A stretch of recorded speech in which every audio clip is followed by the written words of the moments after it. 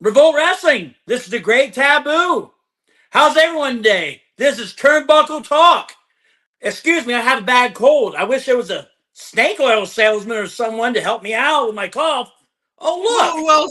Well, sir, let me tell you about my wares. I have traveled the wasteland, and I have all your needs right here.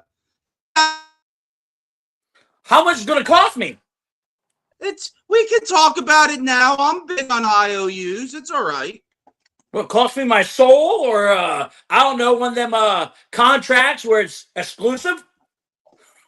I mean, exclusive is exclusive does, man. You just never know what you're going to get. Oh, you're right. So how's it going there, Mr. Snake Oil's a salesman? Got anything to sell us? I do have some stuff to sell you. We have some nice things booked before we start talking about the good old-fashioned sport of wrestling. We have a hybrid championship match where the champion, Havoc, goes against the former champion, Biker Bob, in a casket match, I believe. This is awesome. And then we also step into the squared circle for Osborne versus Goya. And on top of that, but wait, there's more that I have to sell you. We have a Rockstar concert. Woo! Get your tickets now, everyone. Whoa, Taboo. I don't know if you want to talk about that. I believe that might potentially be your opponent's brain, or that might be the guy that hosts The Truth. I'm not sure if they're the same person, but do you have any comments for your opponent this Friday? He's going to be a rough one, plain and simple. Mr. Larson, I got to say it. Sorry, I said his government name. Mr. Larson's ready for me. This guy's done it all. Wrote the book on it. Yeah. What else can I say about the guy? I mean, he's a tough customer. I mean, as a fellow snake oil salesman, I hope you do have more to say come match time. But today is not the festivities for that. This is more of a laid back. Why is this guy laughing at me? That's not nice. He's a grunge fan. I'm just a fan of Fallout, and I'm really excited for the Fallout show tonight. That's awesome. We'll all be watching. Get your tickets now. You'll be watching the Fallout show? I'll try. I mean, if I was you, coming in on season 2 at the grand finale might not be the best idea. If you need something to tickle your fancy, there is a Burn Man ride show at 8 p.m. Tonight Eastern. Hopefully there's no girls there. You know, like stripper girls. There might be. You never know with the Burn Man. Let's talk about that. What did you think? All honesty. I did watch it, but is there anything different? I mean, there's the valet that is just there for eye candy has been a trope in professional wrestling since the 1960s. So I don't really know what makes the Burn Man such a bad man. You're right. So do you have any date on it? Is that really 50s or 60s when the first valet came in? I think it was 1950s. What's the earliest female? I mean, if I'm not mistaken, Macho Man, he was not there for WrestleMania 1. I believe he debuted a little bit afterwards. And Miss Elizabeth, there was a tournament for the rights to her services. And Macho Man won that in 1985. So at least as WrestleMania 1 time frame, there's been valets in professional wrestling. And Macho Man was the bad guy that says, don't look at her. Don't touch her. Stay away from her. He protected her. One of my favorite counterparts of that was Mark Merrow in 1997, 1998, when he became the TKO fighter and had Sable, and you put like the blankets over her so nobody could see her. That was awesome. Very underrated professional wrestler, Mark Merrow, for his entire career. He was. I remember watching Gorgeous George, okay? It's my old man, my father, Mr. Classic. He's still alive yet. So sometimes when I go to his house, we watch old classic wrestling. We watch Gorgeous George. Gorgeous George had a male valet. That's one of the first valets I remember. Not Gorgeous George. Yes. Gorgeous George, the wrestler. No, but I'm trying to say, who did Muhammad Ali kind of get his shtick from? I think it was the original. Was Buddy Rogers? Who was the first professional wrestler that really embraced trash talk. It was Buddy Rogers, right? The original Nature Boy, I think. I think so. I think that's who Muhammad Ali kind of gives his credit to. Oh. Scary Sherry. Got to stay on the Scary notes. Sherry was fantastic. And she was pretty. What about Luna Vachon? Like, would you not? Yes. I think everybody would. A lot of people like the cap, but if that was at the other end of the bar, hey, lady, hey, Sonny, when I come up, she had a raspy voice, but she's pretty hot in the oddities. I've seen her one time live, and she was about as tall as me. She was 5-something. But boy, her arms are bigger than mine. I assume as an old school wrestling fan, you probably haven't watched a lot of TNA. Like, you probably don't know who Rob Terry is, right? Yeah. You know Rob Terry. The big guy. The big guy. Yep. Yeah, he was part of like, I think he was European, but he was part of like the Jersey Shore crew. I remember I was at a wrestling show that he was at signing autographs. I told my buddy, I walked up next to him. I was like, all right, let me see how big I am next to him. We're close. He's not that tall. He is very tough, but girth, me and him were matched on girth, I think. Like shoulders, not like, I'm not saying like belly or even lower, but the broadness. Oh, okay. That broadness. Hey, I would never lie. In the pants, I had him beat on the girth too. I checked it out in the bathroom too, but I didn't want to tell about that online. So hopefully nobody's going to say anything. But speaking of wrestlers' girth and everything, are you into the first match, Taboo? Oh, I'm not sure. Let's just go ahead and talk about it. Well, the first match is Biker Bob versus Havoc. Havoc is a 2-time hybrid championship here, and the hybrid title is very interesting. It's a title that can compete in almost any aspect of efed, from storyline to judged to 2K to smoking a bowl and putting on its Sin Cara mask and going, and just telling the universe what you think happens. The hybrid championship allows it. I want to ask you a question real quick before we get started. Absolutely. So, when we judge this, are we going to judge this? Am I going to judge this? Or do you want to let the people judge? You want to let the people judge this? You and me will both judge it, and if it comes to a third judge, I believe we will put a poll on the page. Oh, I hope it comes a tie.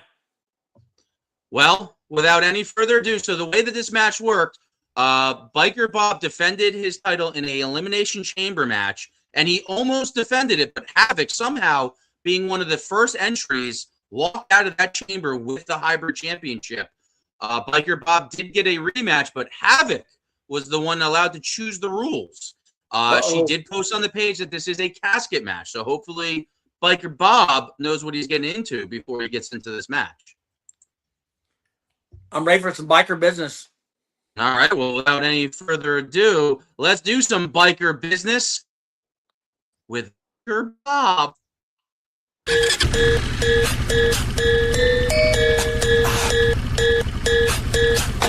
have to say, I really like this background song. I heard this Jimmy guy yell at it. It's like copyrighted to the end. You know, the Harley Davidson I like it. The fellow snake oil stuff.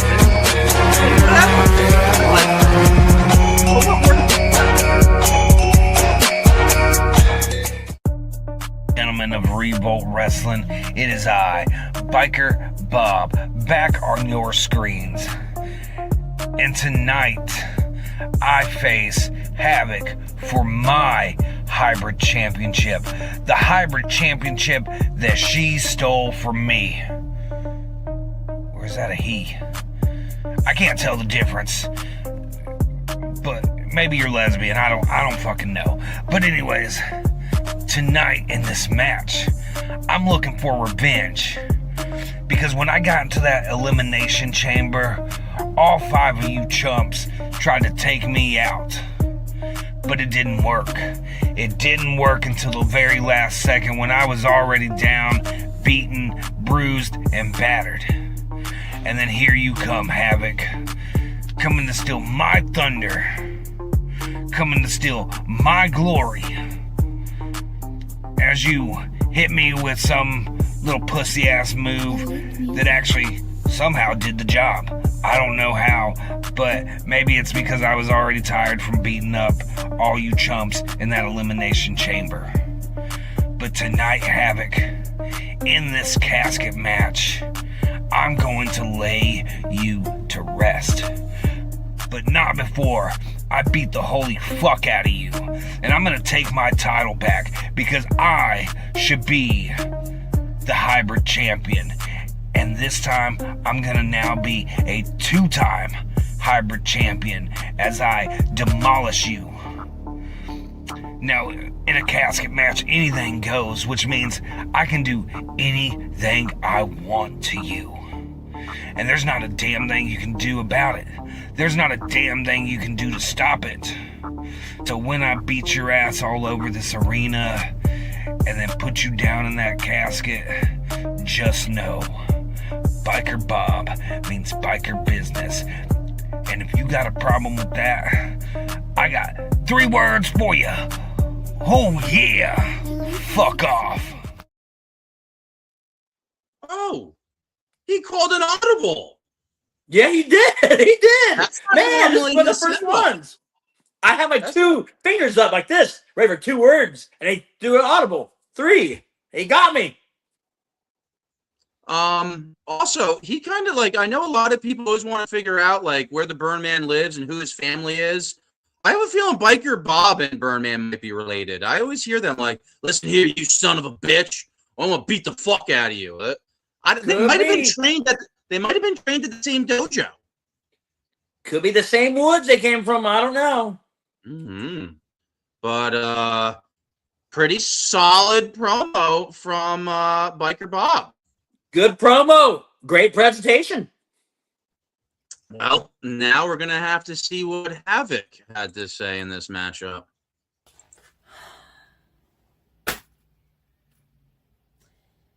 You know, Biker Bob, tonight, you have no idea what you got yourself fucking into. You see, I may be a 2-time hybrid world championship, but the fact of the matter is, I have made my statement. I have made my way closer to the top. I may be just about the mid of a mountain. Now, Biker Bob, I get it. You can whine, you can complain, but when this match is said and done, after all these years, I have put my statement. After the fact that T-Max had pedigreed me almost about a week now,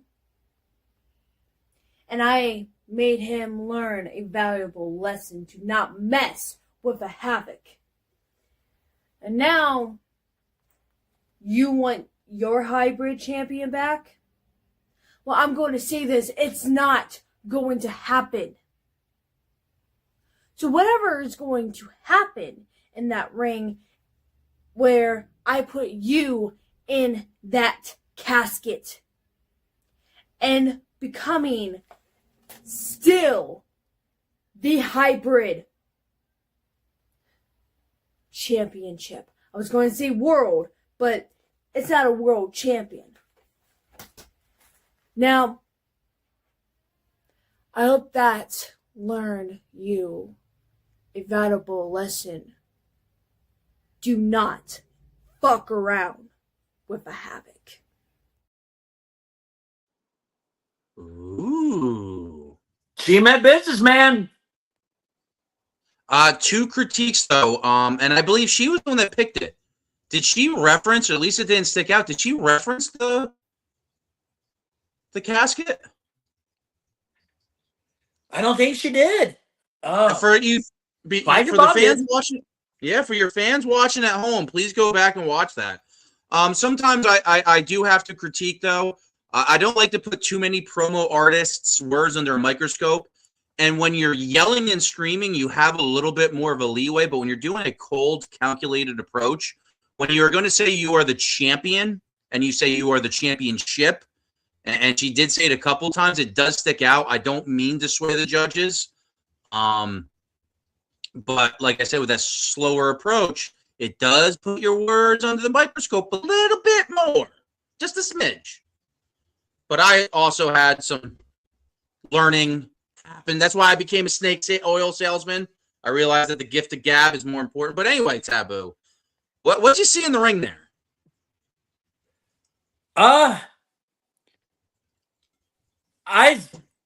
The old Havoc with the one I first saw her with the face paint. Where did she go?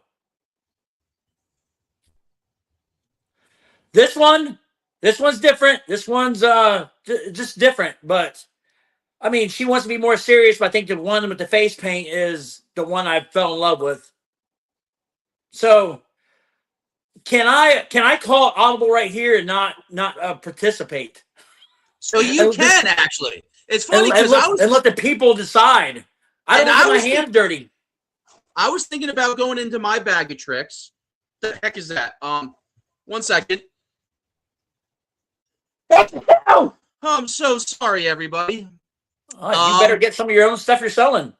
I think we are going to let that match be decided on people power, with the hybrid championship having a little bit of leeway, even though sometimes the correct decision is not rendered in a poll. It still is good to know who the audience, who the roster, who the fans like. So I think we're going to have to go to a poll pitch or finish on that decision on the page. So check after the show for a poll to be casted. And your winner will be the new hybrid champion or retaining hybrid champion. So if you guys want to vote and get involved, do it now. This is your time. This don't happen very often. Let's do it now.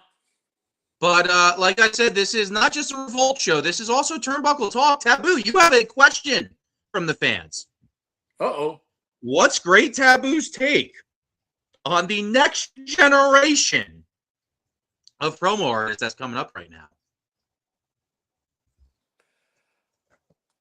I see it getting to be bigger thing. I mean, I'm a 55-year-old man. Okay, I can't wrestle anymore. I did it last year one more time, and this is a chance for me to be alive again. I can wrestle without getting hurt, so I see this getting a lot more popular. You know, I mean, there's a lot of good shit talkers out there. There really is. And I can see this still being alive here in 10 years. Do I see it being a major mainstream?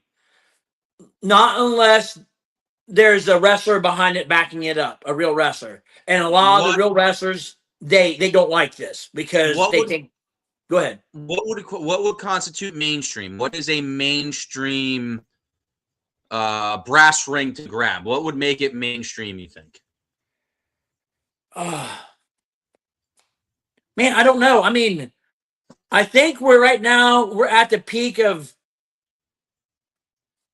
We're on YouTube. And we're at the peak right now. So I don't know if there's any. Do we go higher? Or I don't know. I just don't know. You brought an interesting mindset, which I agree with too, where you said your body we can't actually go in there and go fist fight. We can't go tell a match in real life. A lot of us would get blown up, hurt, or physically because of age or whatever. We can't go in the real ring. I think a retired professional wrestler getting into the promo game would definitely give some eyes on it. Like, who really can't wrestle? Abdullah the Butcher. Abdullah the Butcher is probably not stepping inside a ring anytime soon. So if he came out here and joined the promo verse, it would be interesting if some retired wrestlers came out here and kept the gift of gab of trash talk going. Oh, God, you imagine them as judges? Because they've done it. They've been there, done that. I mean, politicking is a craft, and a lot of people in the wrestling realm have figured out how to politic a little bit. What makes a good promo artist in today's society, you think, Taboo? Well, I was just told this recently, okay? No names will be said, but I was just told this. I was told you have to focus, you have to have confidence. It's a big key because I was told I had no confidence. And I was also told this week, I talk like a robot. That's how I talk. Danger Will Robinson, danger. That's what I was told by somebody.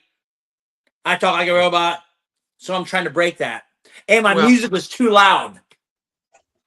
Well, I mean, the person that said that, I mean, his opinion doesn't really hold too much weight, even though he is a heavy guy. I wouldn't really care too much about that guy, what he said. Well, I'm listening to him. I'm listening to him, and it's a lot tougher trying to talk like them. I don't want to take the great taboo away. That's the way I talk. Pro wrestler here. We have something from Vacant Veil, a fellow Revolt promo artist and a guy that's been traveling around the wasteland. So he says a pro wrestler or retired pro, as myself, is going to see promos differently than most of the promoverse. I.e., we tend to get judged against repeating. But for promos in wrestling, we are trained to repeat. And I have to agree with that. If there is something you have to get over, and that's why Vacant Veil does not have the most impressive win-loss record, yet he is one of everybody's current favorite promo artists. So I think that parallels with what makes a good promo artist in today's society. So that things don't get, but there's ways to enunciate it and when to put it on your promo to circle back. If it looks like you're just using it as filler, the judges might find it a little peculiar.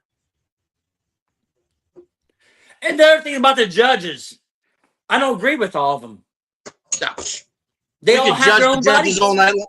We could judge the judges as the day is long, sir. I just roll with it. But I still like when regardless, it's not predetermined when you have a comp and when a match is judged. So the cool thing about judged promos is it does create some controversy.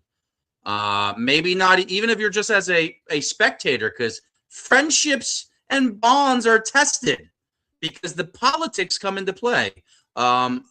Jimmy did hire me to come in here. I don't know if you're familiar with JG.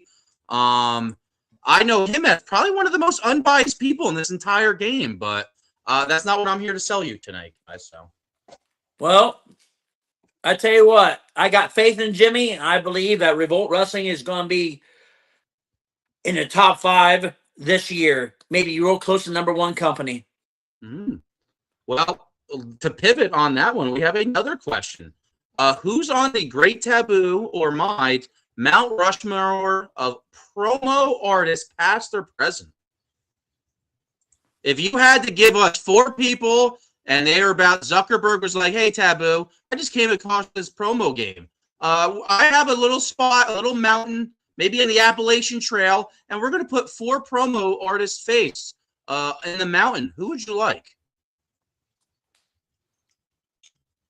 Well, man, that's a tough one. That's a great question.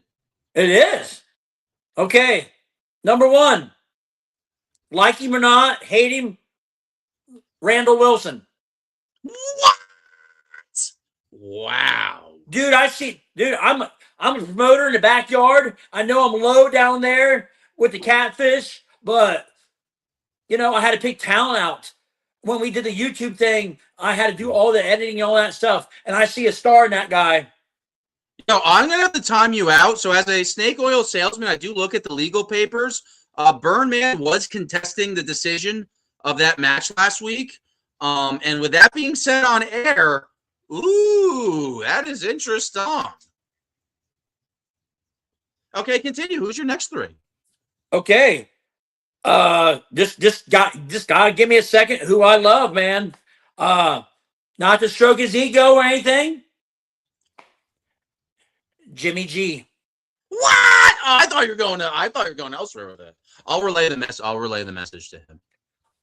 I was in the Kingdom, and I watched that guy come in there and upset the king. He was getting ready to tear his mask off, and he kicked him out. Now, why would you kick him out if you're such this great person? You're such this badass, promo warrior. Because you're not. Because Jimmy G struck a nerve with him. I saw it live. A lot of us saw it live. Jimmy G does that to a lot of promo artists with very bare minimum tactics too. He doesn't really get too crazy with it. He just gets in the psyche of these promo artists, and I don't know what little fuses he's messing around with, what kind of tripwires he's moving, but super effective Pokemon attack if I've ever seen one.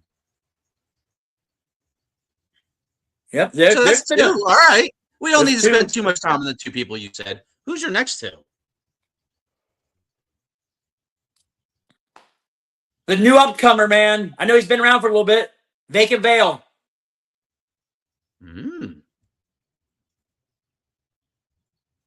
I like him. That's a guy that he doesn't just come on and hit record on his he thinks about it ahead of time. He has a direction. He has to get dressed. He has to get into it.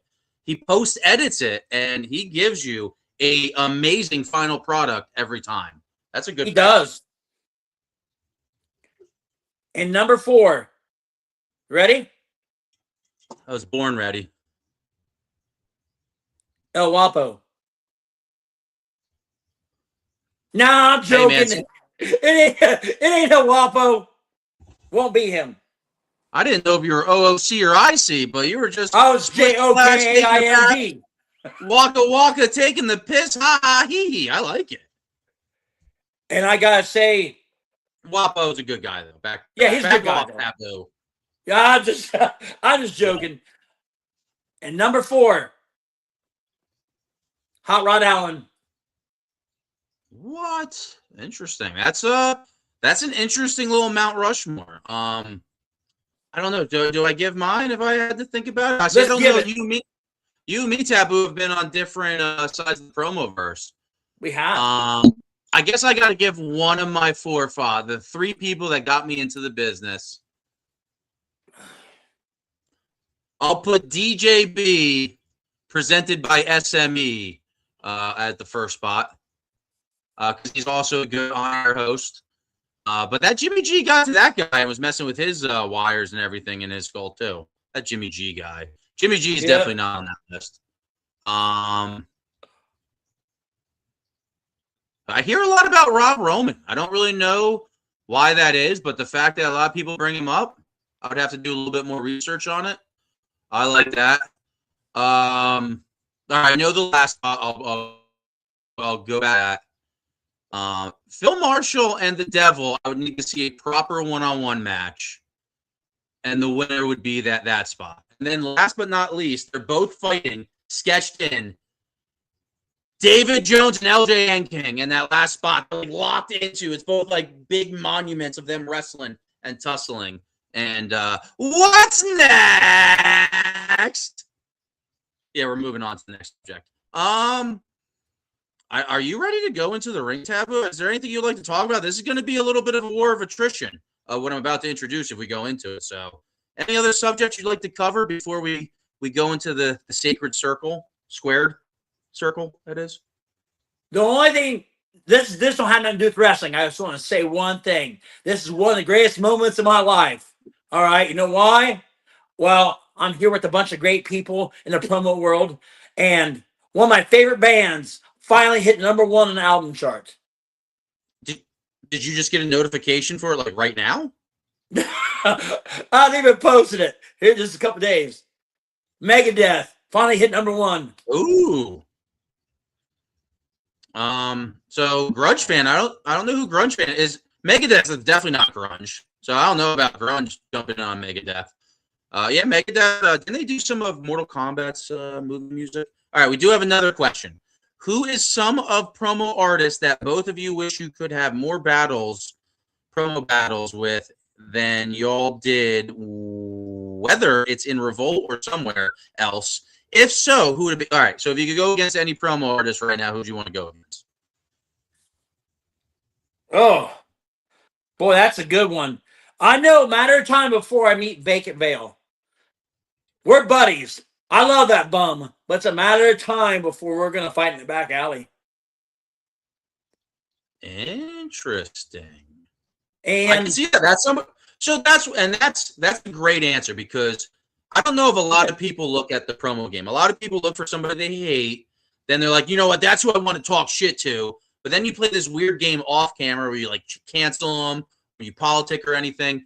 But there's certain people that do this game like Vacant Veil. And if you're a promo artist, however you like to approach the game, you're like, that is somebody I would love to have a match with, because I think I could learn more about my character. I think I could interact. My character could interact with his character. Plus, I just want to see what that person's view as their character is of my character. And I think Vacant Veil hits that bill 110%. 100%.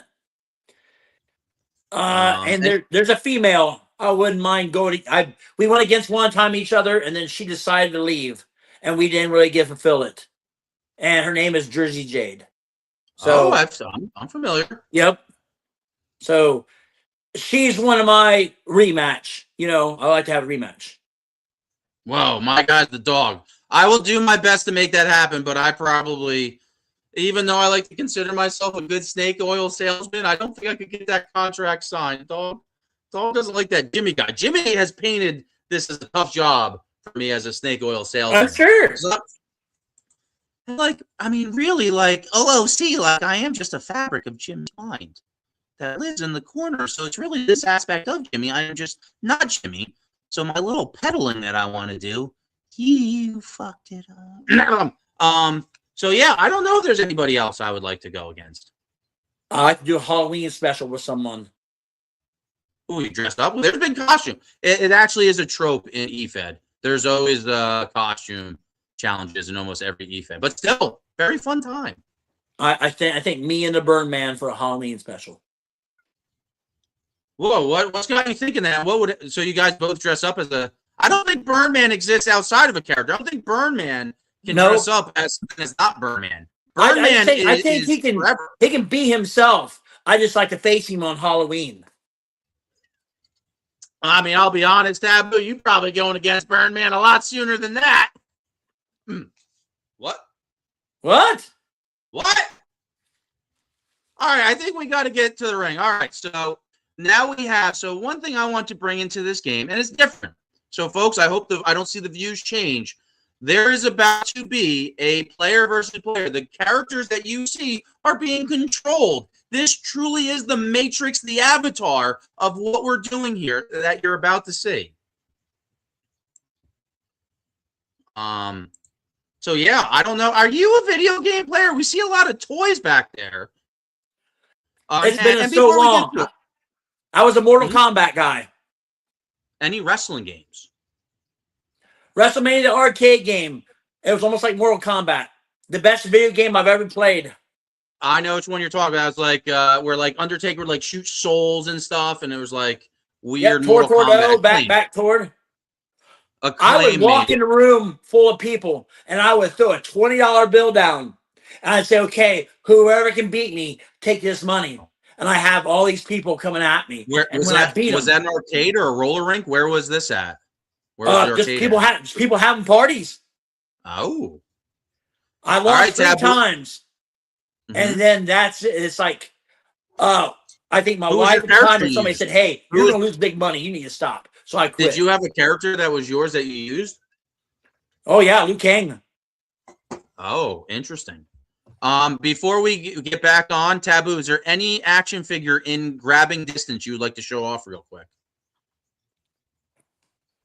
It all depends what you guys want to look at. Like, how much? You know, like, hold on. Yeah. Bring us to the inner circle. I was thinking about getting the arcade WrestleFest that they sell at Walmart, but they edited the game too much. Blitz is pretty cool. They edited that game where you can't hit somebody too late after the bell because of concussions. But all right, let's see what Taboo is going to show us. I got it. Shout out to okay, just a classic Hogan. Is it expensive or something? This is the only one that exists. This is a 12-inch 3D painted figure. I painted it myself. I got the hot dog skin, the Saturday's main event on the chest. There's only one of one here. So when I die, if you see these on the internet, I'm dead. You'll never see these. This is my private collection. Yeah, is Taboo AI?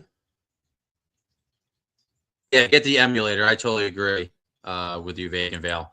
Vacant Veil's talking about the video games. That's a nice. It looks like a Stretch Armstrong. What you had there. It does, don't it? All right, Taboo. All right, let's get back to the ring. All right, let's get back to the Yeah, ring. I don't really have to. I have the 1996 action figures when they were the 6-inch ones, and you can like bend all their arms and everything. Oh, okay. That's what You got I the think they're rubber. I think they're actually rubber. I actually think the legs were rubber, if I'm not mistaken. Were they bone crunchers? Like Mankind? No, I don't think they had any kind of like automatronic because you move them and position them. But anywho, all right. So now we got to get back on track. So, like I said, hopefully something starts something beautiful in the future. Now, the people competing in this match are not the most well-known guys. Goya the Clown had made a lot of traction the past couple weeks on the page. And then Osborne is a relative new spooky kind of entity. Are you familiar? Have you seen any of these hypes on the page with Goya the Clown or Osborne? You have. Interesting. I don't know about Osborne. I have to see his face, but I've seen Goya. Well, here, let's go. We got a little bit of a package to show you before we go to the ring. Oh. Hello, Revolt Wrestling Universe.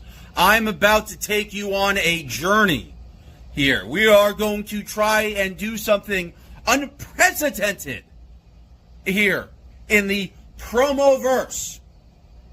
I will be stepping foot in the ring, but as the aficionado, the special guest referee, I am the head honcho, but that's because all the power is in my hands. So, on one side, we have the new entity known simply as Osborne.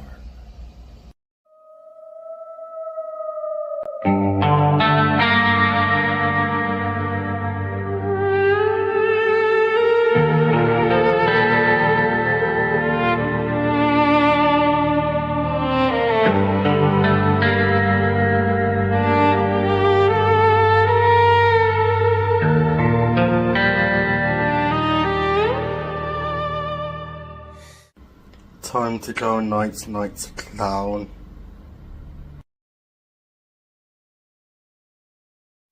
And Osborne will be stepping in that ring, and I'm just there to make the 3 count. He will be going against the clown known as Goya.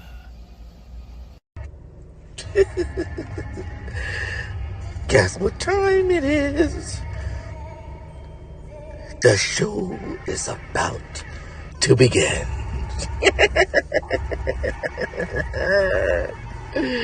Listen very carefully, Jim Mole. I need you to stay the hell away from me. You know what they say about people that stick their nose in other people's business. They will float. They will float, float, float. They will float.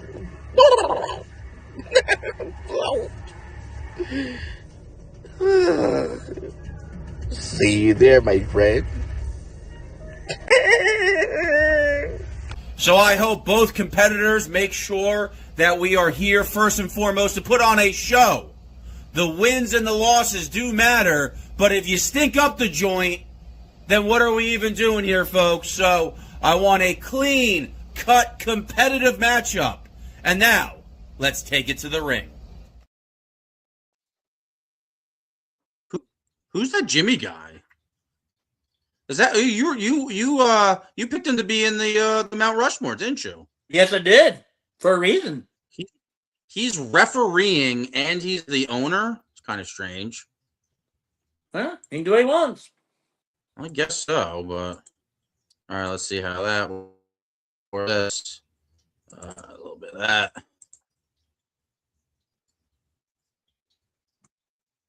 Do a little bit of this, a little bit of that, and then we're off. And there we are. So, folks, the comments we might be a little backed up on. I'm watching this match. I'm very intrigued. I hear Jimmy G has made this a match where he's the referee controlling this. and 2 more artists going at it. Interesting ring too that they're at. So who is this? I'm assuming this is Goya. And the participants, first from New Yeah, it says York, Powdered Toast Man. weighing in You gotta love at 2K 235 pounds.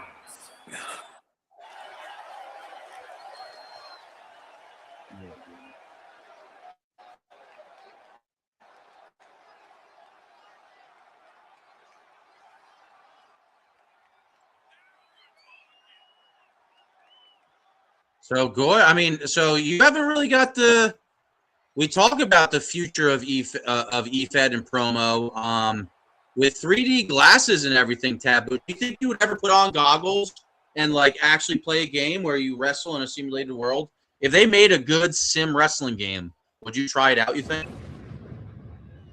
Yeah, I think I would, but it's the money. What is it really worth it buying it? And I'm an old man now. What I play it? Oh, look at this. Now this is. I don't know why I said Bloka. Once again, a weird 2K glitch. And no, that's not me doing subliminal messages. I didn't control that. I know. Not you. You're not one of those Jimmy Downers. Jimmy did let me know that anything that I say might be taken as his words because anything that's on his show or his product, like a Burn Man, reflects him. Because guilty by association. That's how, like, whatever we can do to cancel people. But this is why I like this aspect of the game. Take the judging, take the storyline out of it. And, I mean, I think at any point when you could create a wrestler, which I think WWF Warzone in 1997 was one of the first games when you could create a person in wrestling game. I think that's actually one of the not first instances of efed because the magazines had where you could write it in. But to me, that's a change. Yeah, I never participated. Did you do that when you read those magazines ever? Did you ever try to do the write-in, make a character? No, I looked at it. I thought about it, but just no. You could draw pictures. I remember starting because you pick like his weight, some of his moves, and you were supposed to draw a picture of it. So I would do that, but I never sent it in. I bet I got a picture of that ad in one of these magazines. So I got some 90s and 80s and 90s magazines. All right, Taboo. Well, let's see. Let's see your. Can you tell the difference of a wrist lock and a wristwatch? We're about to see. These guys are doing the taunting in the beginning. That's the gentleman's clause, doing the taunt in the beginning, because you could just sprint at the person right away. And there they go. Right in the breadbasket, boy. He ain't wasting no time, is he? Richard Osborne's a lot bigger than I would have thought he was. He is. He's a monster. And Goya the Clown's a little bit on the smaller side, but it's all that downtown. Big elbow. Took too much time. Telegraphed it there, though, I think. Knee again. Ooh! Drop kick to the face. Takes Osborne down, but Osborne sees it coming and counters it. Woo! Going for a casket drop there, but Goya catches him. Front toe hold.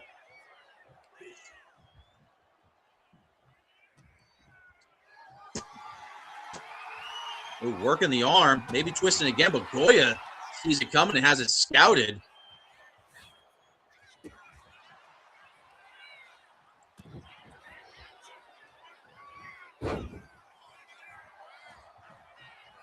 A lock up over here. Woo! So that was a hammer lock DDT, and Goya's laughing at him. Like, what do you do when your opponent is just doing move after move and then starts laughing at you, Taboo? What do you do? That's a crazed maniac. Now you see, so you as a Mortal Kombat in this game, that's what's interesting about the wrestling games. You can sit there and be super aggressive, or you can be looking for the high spots, a spot monkey, if you will. But I would love to draw attention that is Jimbo in the ring as the referee. Look at that. You didn't even notice that until right now, Taboo. That is the signs of a great referee that you just realized probably that was Jimbo as the ref. You forgot it. Be honest with yourself. You got me red-handed. Oh, but then look at that. Jimmy must have. He just did a Bray Wyatt. So now he's trying to. Oh, a big stop springboard. Oh, a dragon cutter. A dragon cutter. I don't know if the ref. Whoa, Jimmy. What's Jimmy doing? I think he hasn't refereed a match in forever. I have a feeling he kind of like forgot the controls, maybe. I'm not too sure. But Osborne trying to body slam him, but Goya, and that's the thing, Taboo. Nobody ever expects the kitchen sink. The kitchen sink gets him every time. So I want to ask you a question real quick. Is there like who's controlling the match? Is it like the computer, or is it like just a bunch of people? Like this is online. I believe. I mean, not to kill kayfabe and burn it, but I mean, in today's day and age, it's 2026. The act is over. There's the WWE show called Unreal. So, like, give us a break. The Jimmy guy, the referee, is being controlled by GG himself. Goya is being controlled by the person you've seen do promos on the page as Goya. And then Osborne, Richard Osborne, is controlled by that person that's been doing this. So this is a completely avatared match right here. The people are in the battle drones fighting here. And Jimbo has to call the action down the middle. I mean, Jimmy G, a lot of these 2K players are sometimes even more competitive than a comp efeder. This is so awesome. I mean, never in a million years would I thought we would ever see this. And here we are with Revolt and Turnbuckle Talk presenting it right now. I'm blessed to have this on here. And shout out to Black Moon. Black Moon's always been a big supporter here of Revolt Wrestling. It's good to have fans. And you're allowed to have whatever favorite you want, and you won't get judged for it. All right, get him out. 1, 2. Whoa, you can hear the referee talking a little bit. Hold him out of the corner. Sound like Jimmy.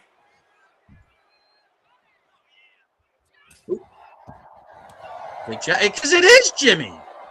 I know it. I know he's there. Into a back. That's that Carlito's move. That was Carlito's move, the backstabber. I did see Carlito at a wrestling show in 2015.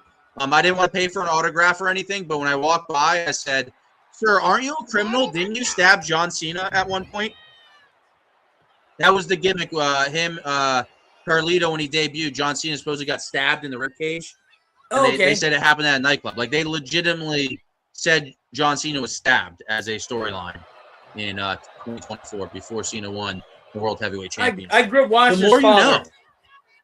You know. So Taboo, speaking of this, I'm just a snake oil salesman, but Jimmy did tell me that on Friday's Revolt show, he will be hosting a trivia contest where the first prize winner will get $50. Whoa, what's Jimbo doing?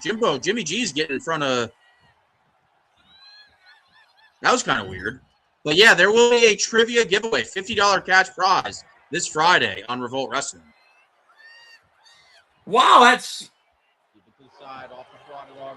is awesome. Some people say, is there money to be made in efed wrestling? I mean, I'm not making the money, and Jimmy G is not making the money, but Jimmy G is giving the money out. So if you're an efeder and you watch the show, maybe there is money to be made.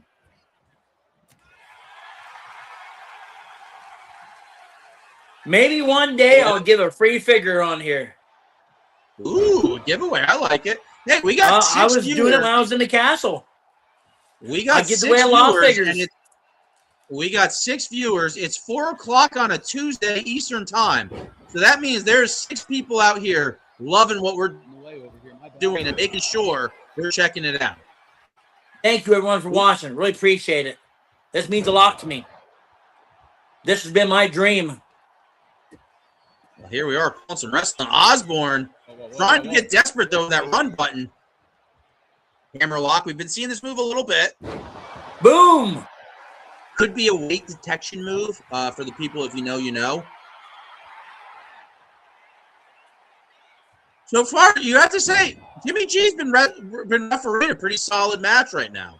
Jimmy G. Oh, whoa, Jimmy G. What are you doing? What's he doing? That's solid, I think he all can right. hear me. To the face. I think he can hear me. Yeah. What is he doing? Just trying to count. I forgot how to count, folks. Yeah, he forgot how to count. I think I just heard him. What the heck is that maneuver? Osborne. I think Osborne is European. Yeah, interesting European catches can move. Not going for the pin. Going to the top rope. Agile guy. He's going to fly. Oh, a tsunami! Could this be it? 1, 2. A little slow. I'm going to be honest. I think he was slow on that one. A little slow. I think I'm going to be honest here.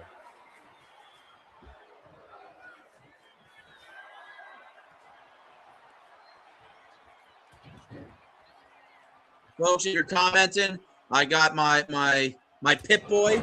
I'm watching it full screen right now, so I can't see comments. Oh, another coffin drop. But to nothing. Goya kicks low. What the heck was that? A head and arm, half and half to like a flatliner. Suicide DDT! Come on, get back in the ring. Yeah, get him, Jimmy G. Tell him to get back in the ring. Now he's counting them out. He's giving them time, though, too. That's a decent cadence, I think.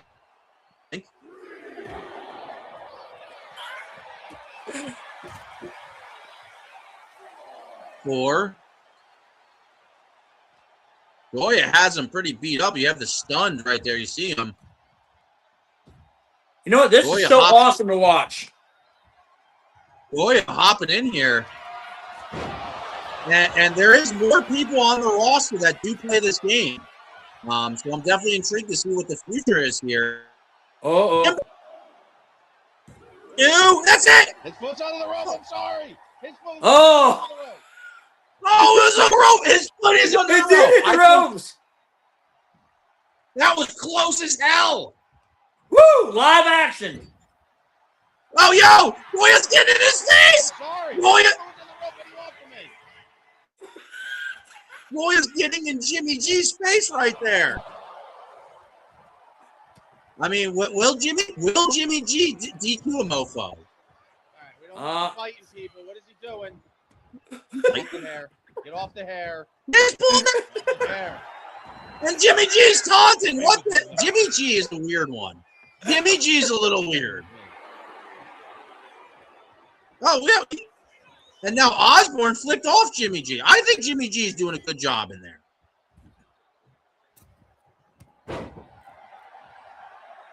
Yeah, why is everybody staring down Jimmy G after they do a move? I don't know. Telegraphing that elbow. You can't telegraph in wrestling. Ooh. Goya definitely with a speed advantage over here. What was he doing? Him up. A razor's edge? Oh! No way. And now a figure 4 type maneuver. Ooh, working the knee. Ooh. Where are you sticking that thumb? Yeah, what's he doing with that thumb? Freak out. You got a match to do, clown. Yeah, Jimmy G controlling the action over here. I'm the referee here. Oh, big boot! That running drop kick actually may be variation, but you can see Goya getting a little aggressive, button smashing with those Mortal Kombat. Some people just play a game like, ooh, Cobra clutch. Cobra clutch into a Russian leg sweep. Wow. Don't say that every day. Hey, Osborne, get in the ring. I will count you out. Osborne, for a big fella, is very agile. Still not in. Whoa. The hell was that? Ozzy. Might hurt himself there. A jump from nothing. Jimmy. Another one of these razor edge. Hernandez from TNA used to do that. He called it the border toss. Yeah, he did, didn't he? He was a big boy. Whoa, going for Uh-oh. Somebody's grabbing a chair. Here is DQ. Yeah, Jimmy G. Control the action. Oh! Springboard cutter! I'll allow it.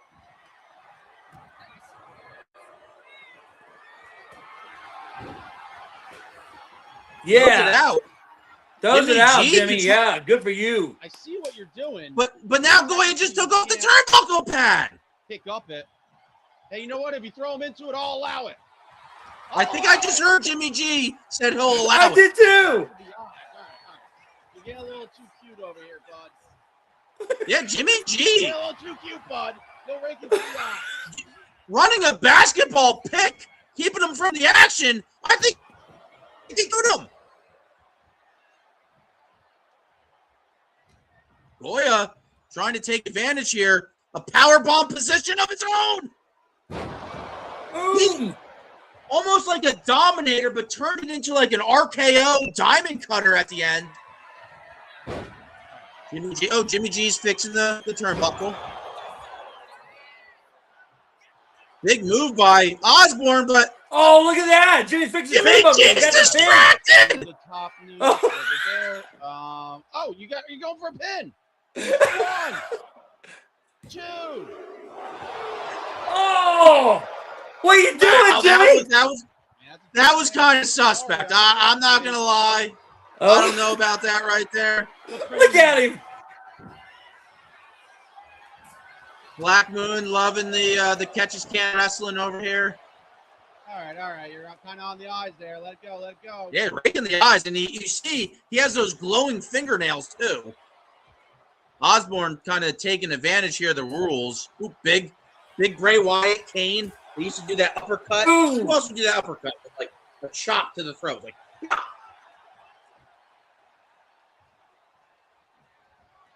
Oh, Goya. I don't know what Goya was going there for, trying to do a bear hug. But Osborne sees it coming. Osborne picking him up. Goya out the back door. Goya. Boom. I don't know what you call that. It was like a cradle tombstone slam of some sort.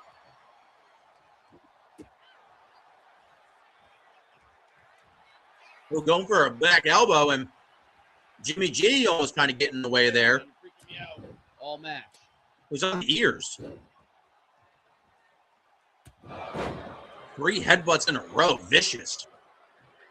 You see this 2K aspect of the game is no joke. I love a competitive match. Who would not want a video game figure of themselves watching this? This is awesome. What? Picks him up and looks like a Styles clash. Normally you want to go for a pin there. Oh, Osborne's up to his feet. Osborne no-sold it. Osborne no-sold it. Ooh! Is that a Canadian destroyer or a Mexican Yes, it was. Well, was it Canadian or Mexican? Let's say Canadian. It was a Carnival destroyer, I bet. Yep. 2. Oh, kick out. Jimmy G's count might be a little slow, but I feel like he's had the same cadence all match. It might be a little slow, but Jimmy G is the owner.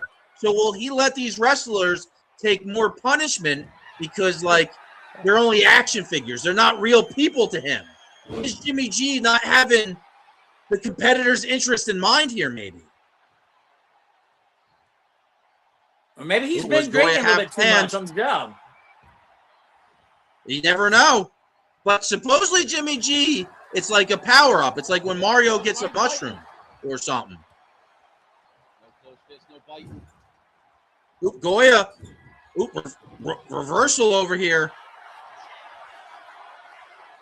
In the precarious position, Osborne. Boy, I know about that trick. He's stunned. Yo, Jimmy G saying something about he knows that trick. Almost he did. Accusing of them of maybe being a little dirty, maybe being a little grimy in the ring. Fireman's carry right there. Basic. One of the first moves you learned in wrestling school. Yeah. Ooh, big chop, Goya with some strikes. You got to go to Cobra Kai to learn those tactics. Rolling away. Goya, both guys with the Dempsey roll. Shout out to Mike Tyson. Not Matt Tyson. Not that guy. That guy truly is a robot. He's not real. Never think that guy calls you a robot. That guy has not had an independent thought since 2003. Oh my God! Oh yes! Way to ruin the. Good game, Wait a- folks. Both Goya the players Clown letting just fight took that. Goya. He took it. You Yeah, are the oh. winner, Goya. Weird, me and that guy talk alike. Here is your winner. Goya with a big win over there. The Clown. He did lose. Who did he go against? Oh, Casey Cook. Casey Cook being all over the dirt sheets. I don't know if we'll tech Jim DMs. I mean, if that Jimmy guy's in the ring, you got to give him some time. He just refereed a pretty solid match there. He did.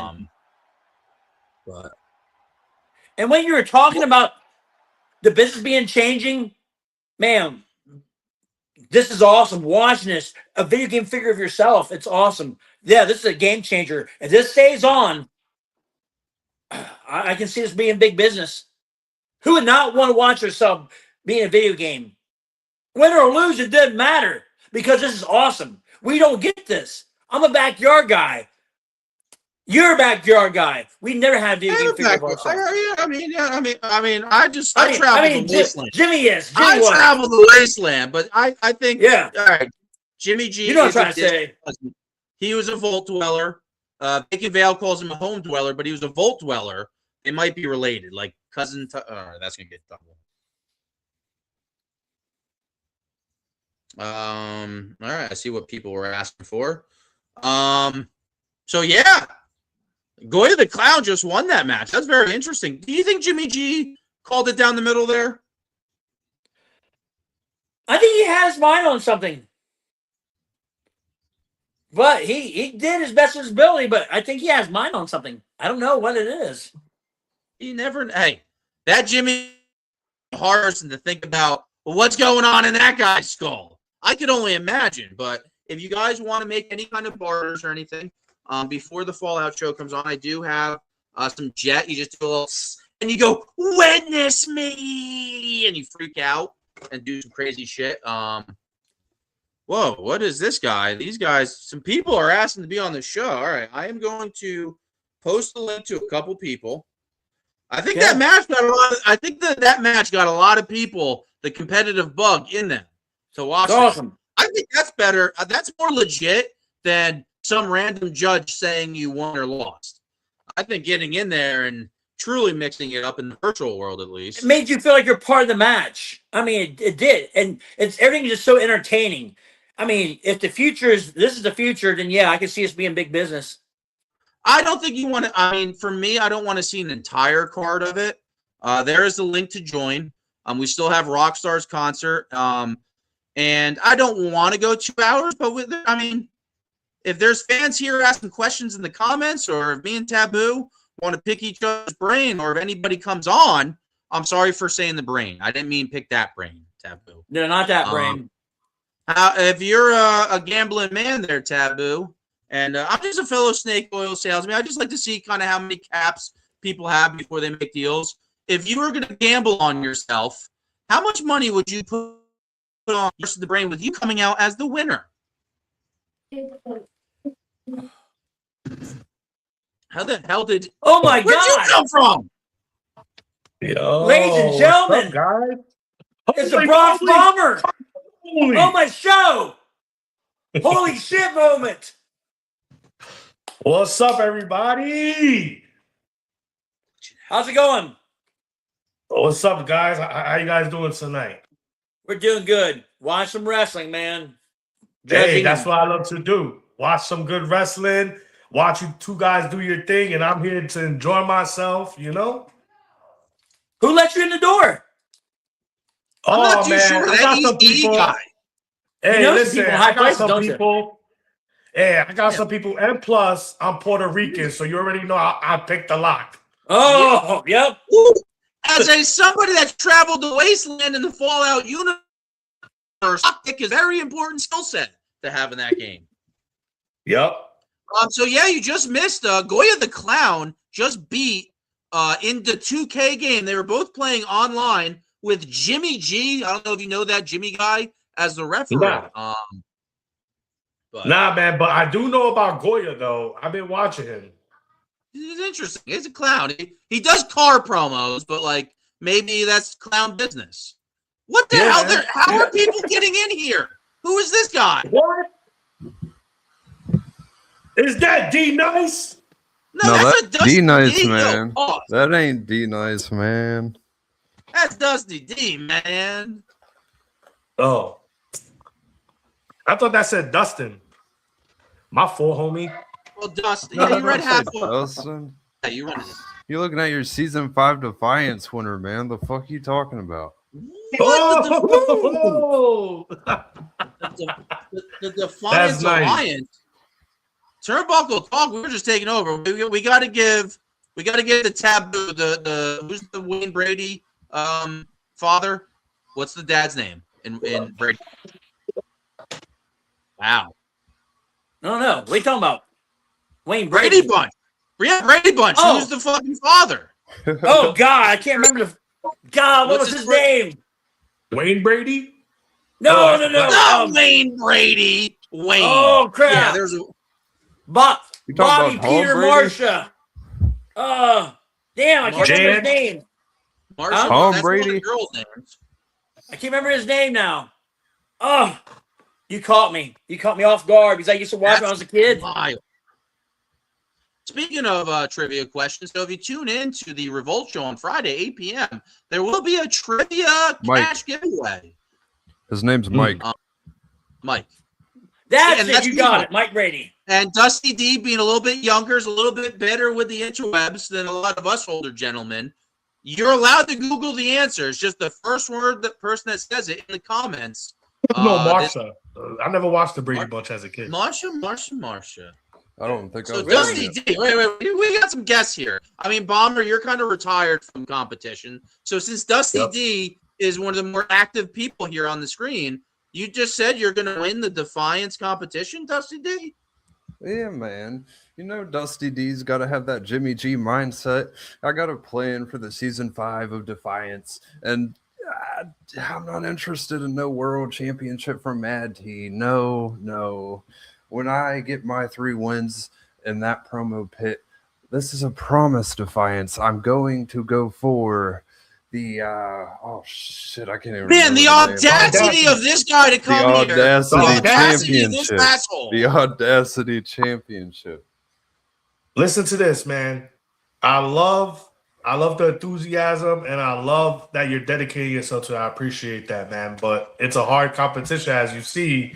We got Franklin Benjamin versus Loco, and then we got TMX versus Mordecai. So it's stiff competition, Loco's bro. an interesting character, and I might have to send him a message here in a day or two because Loco, he's real interesting, man. He is, man. I like Lolo Loco. I personally went to him and wanted him to come to Defiance, but now listen, man, don't we have a show here? Forget about Defiance. We got a show. Let's get it rolling. I totally disagree. I say let's put you mofos on the hot seat. So you said Franklin Benjamin and Loco. Who do you guys picking in that match? What do you see? Loco by far. I'm not making no comment on that. Oh, yeah, Man. that's definitely a hot take. That's definitely a hot take. I gotta go Franklin Taboo. Benjamin. I think can't comment that on is it. I own Defiance. the worst time to get Franklin Benjamin is the beginning of the season. That's his first drop. You know Franklin being at the top of his game, but at the same time, Loco understands what challenge is ahead of him. So you are going to see the best, I hope at least, of Loco you've ever seen.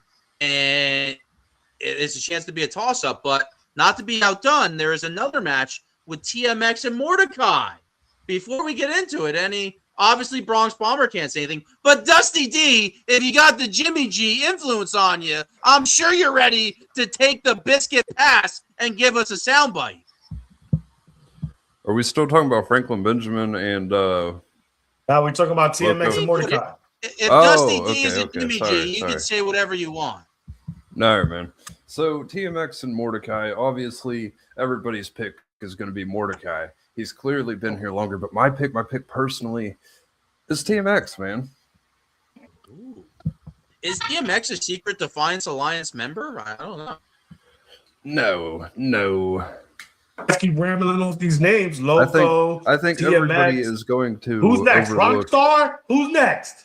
No, I believe I got I'm good talking. authority. I have good authority from Jimmy G that Rockstar did turn down another proposal from Jimmy G and was not part of the Defiance Alliance. Damn, I'm sorry to hear that, man.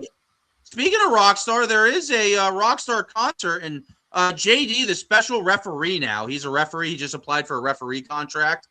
He's telling me that I should go to backstage, that the concert's ready. Let me look into this real quick. Are we about to see Rockstar singing?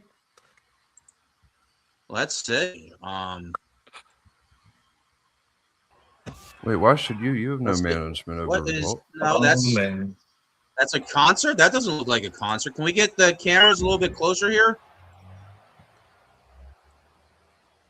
What the hell's going on? Yeah, wait. That's Vacant Veil and Casey Luchador. Oh no! Yeah. What are you doing to Rockstar? Oh my god! We got What are they doing to Rockstar? Yo, it If you looks saw- like I they're saw gangbanging Joe him. Oh, I mean they're jumping him. Oh, Yo, I saw JD. If you look at that door at the top right of your screen, I saw JD run into that with a referee shirt. He probably didn't want to be videotaped. Damn. Wait, What? who's gonna sing poor Rockstar? He's getting double teamed right now. Well, I don't know. Oh, a Rough Rider from Rockstar. Oh, To be honest, though, I don't know if I want to. oh! Vacant Veil hits the concrete, man. I don't know if I want to cheer for Rockstar. They've been saying that Rockstar has not signed an official contract with Revolt Wrestling right now. I know, but Man. Casey Luchador is beating the shit out of him right now. Oh, What's look the- at that bum! Here comes the bum. Do you think Vacant Veil was part of this attack, or he was just like hanging out backstage since he doesn't really live Wait a anymore? minute, that's Vacant Veil. I thought I smelled something in here. Fuck. Yeah, and why is Casey? His dumpster's right outside, man. Luchador. Can't y'all see it? Yeah, he's right down the road, anyways. Oh, what tilted Lucha. That's crazy. Super Bowl has no Kansas City Chiefs. They didn't make it. Whoa! That is where the stage of the rock concert was supposed to be. Yup. What's Vacant Veil doing? He's going up top. Oh, what the hell? Does he He have a tripped. fit? Oh, they're What both the up there. hell? I don't know. As much as I don't like Oh. Rockstar, Kissy just attacked Veil there. I'm not really sure what's going on. This was supposed to. Oh, Rockstar! Oh! Rockstar might have Somebody just call broke the his ambulance. spine. He just got the high note. See, How I is don't know what's Rockstar happening getting up here. from that? Oh, I have a feeling. Get Veil with the dumpster dive. Off the top. Oh my god. With one dive to end all dumpster dives. That was crazy. Oh, in stereo. Yeah, I'm feeling bad this- for Rockstar right now. Folks, this is a coordinated attack by Vacant Veil in case Uh-oh. Luthor. I think you can tell. But Rockstar's fighting out of this. Oh, what the hell? Oh! Holy moly, The guacamole garbage is getting man, serious Vince, out what the there. fuck? What was that, alcohol? What did he spit at his face? It was a green No, mist. that was that. Yeah, that was that It's trash blue, man mist. bomber. This That kind was of that green. trash man mist. I'm like, what happened? I had reports. JD said, let's go to this camera. So I listened. Oh, what is this? The Razor's Edge? Razor- Oh! A twisted Razor's Edge. This of was like some a sort. murder. What the fuck is going on right now? This is crazy. Ooh, right Rockstar is into the getting side that. mirror. I can't take Why are no they more of attacking this, man. Rockstar? I mean, Rockstar does have a winning record in Revolt. I don't They'll know why walk he around won't with sign it. to Revolt. He threw him through the window! Through the walls! Now all Vacant Veil touch balls. What is Vacant Veil going for? A light pole? A light tube? Will somebody Poor stop the damn Rockstar. match? This is not even a match. He just hit a slightly faded stunner. Rockstar's Oh my fighting, God. folks. Rockstar is fighting, folks. He is. Someone call the police. This is attempted murder. Yeah. It is. Oh! To get back there. Rockstar with the offense. Oh. Rockstar is fighting off two men here. He is, man. He's showing a lot of heart. Rockstar jumping he's up. jumping No up. remark. He's pushing up. So You don't mess with Vacant Veil in his own element. Vacant Veil throwing the trash can. You know he's well traveled in trash can fighting. But he is losing his balance over there. Rockstar kicks him off. Oh, he threw him off. How will this end? Rockstar is fighting for his life here. He is. Oh, inside out, Casey Luchador with a clothesline from El Salvador or something. Yo. Oh, again. What is that? A lucha drop. They just buried Rockstar in the bushes, I think. What the hell just happened there? Where did they find him? He ain't even signed here. I mean, I think it's safe to assume we're not getting a Rockstar concert. Can y'all hear me? I think it's canceled. I think he got canceled. Oh, he had to go, I think Bomber got canceled there too. Wow. You guys we all hear you. Can you hear us? Okay. Yeah. I thought he wouldn't sign here. What's he even doing in the parking lot? Well, we did. I mean, he was supposed to host a rock concert. I did schedule him, and when I schedule somebody, I don't cancel people. So until match time, you have the choice to show up. Rockstar, I guess, stayed outside. I mean, JD, special referee JD, or excuse me, not even a special referee, JD and Dusty D. I know you were broke into the business with D Nice. I don't know if you guys are related, but JD did drop out of this triple threat match and applied for a referee position, which he did get somehow.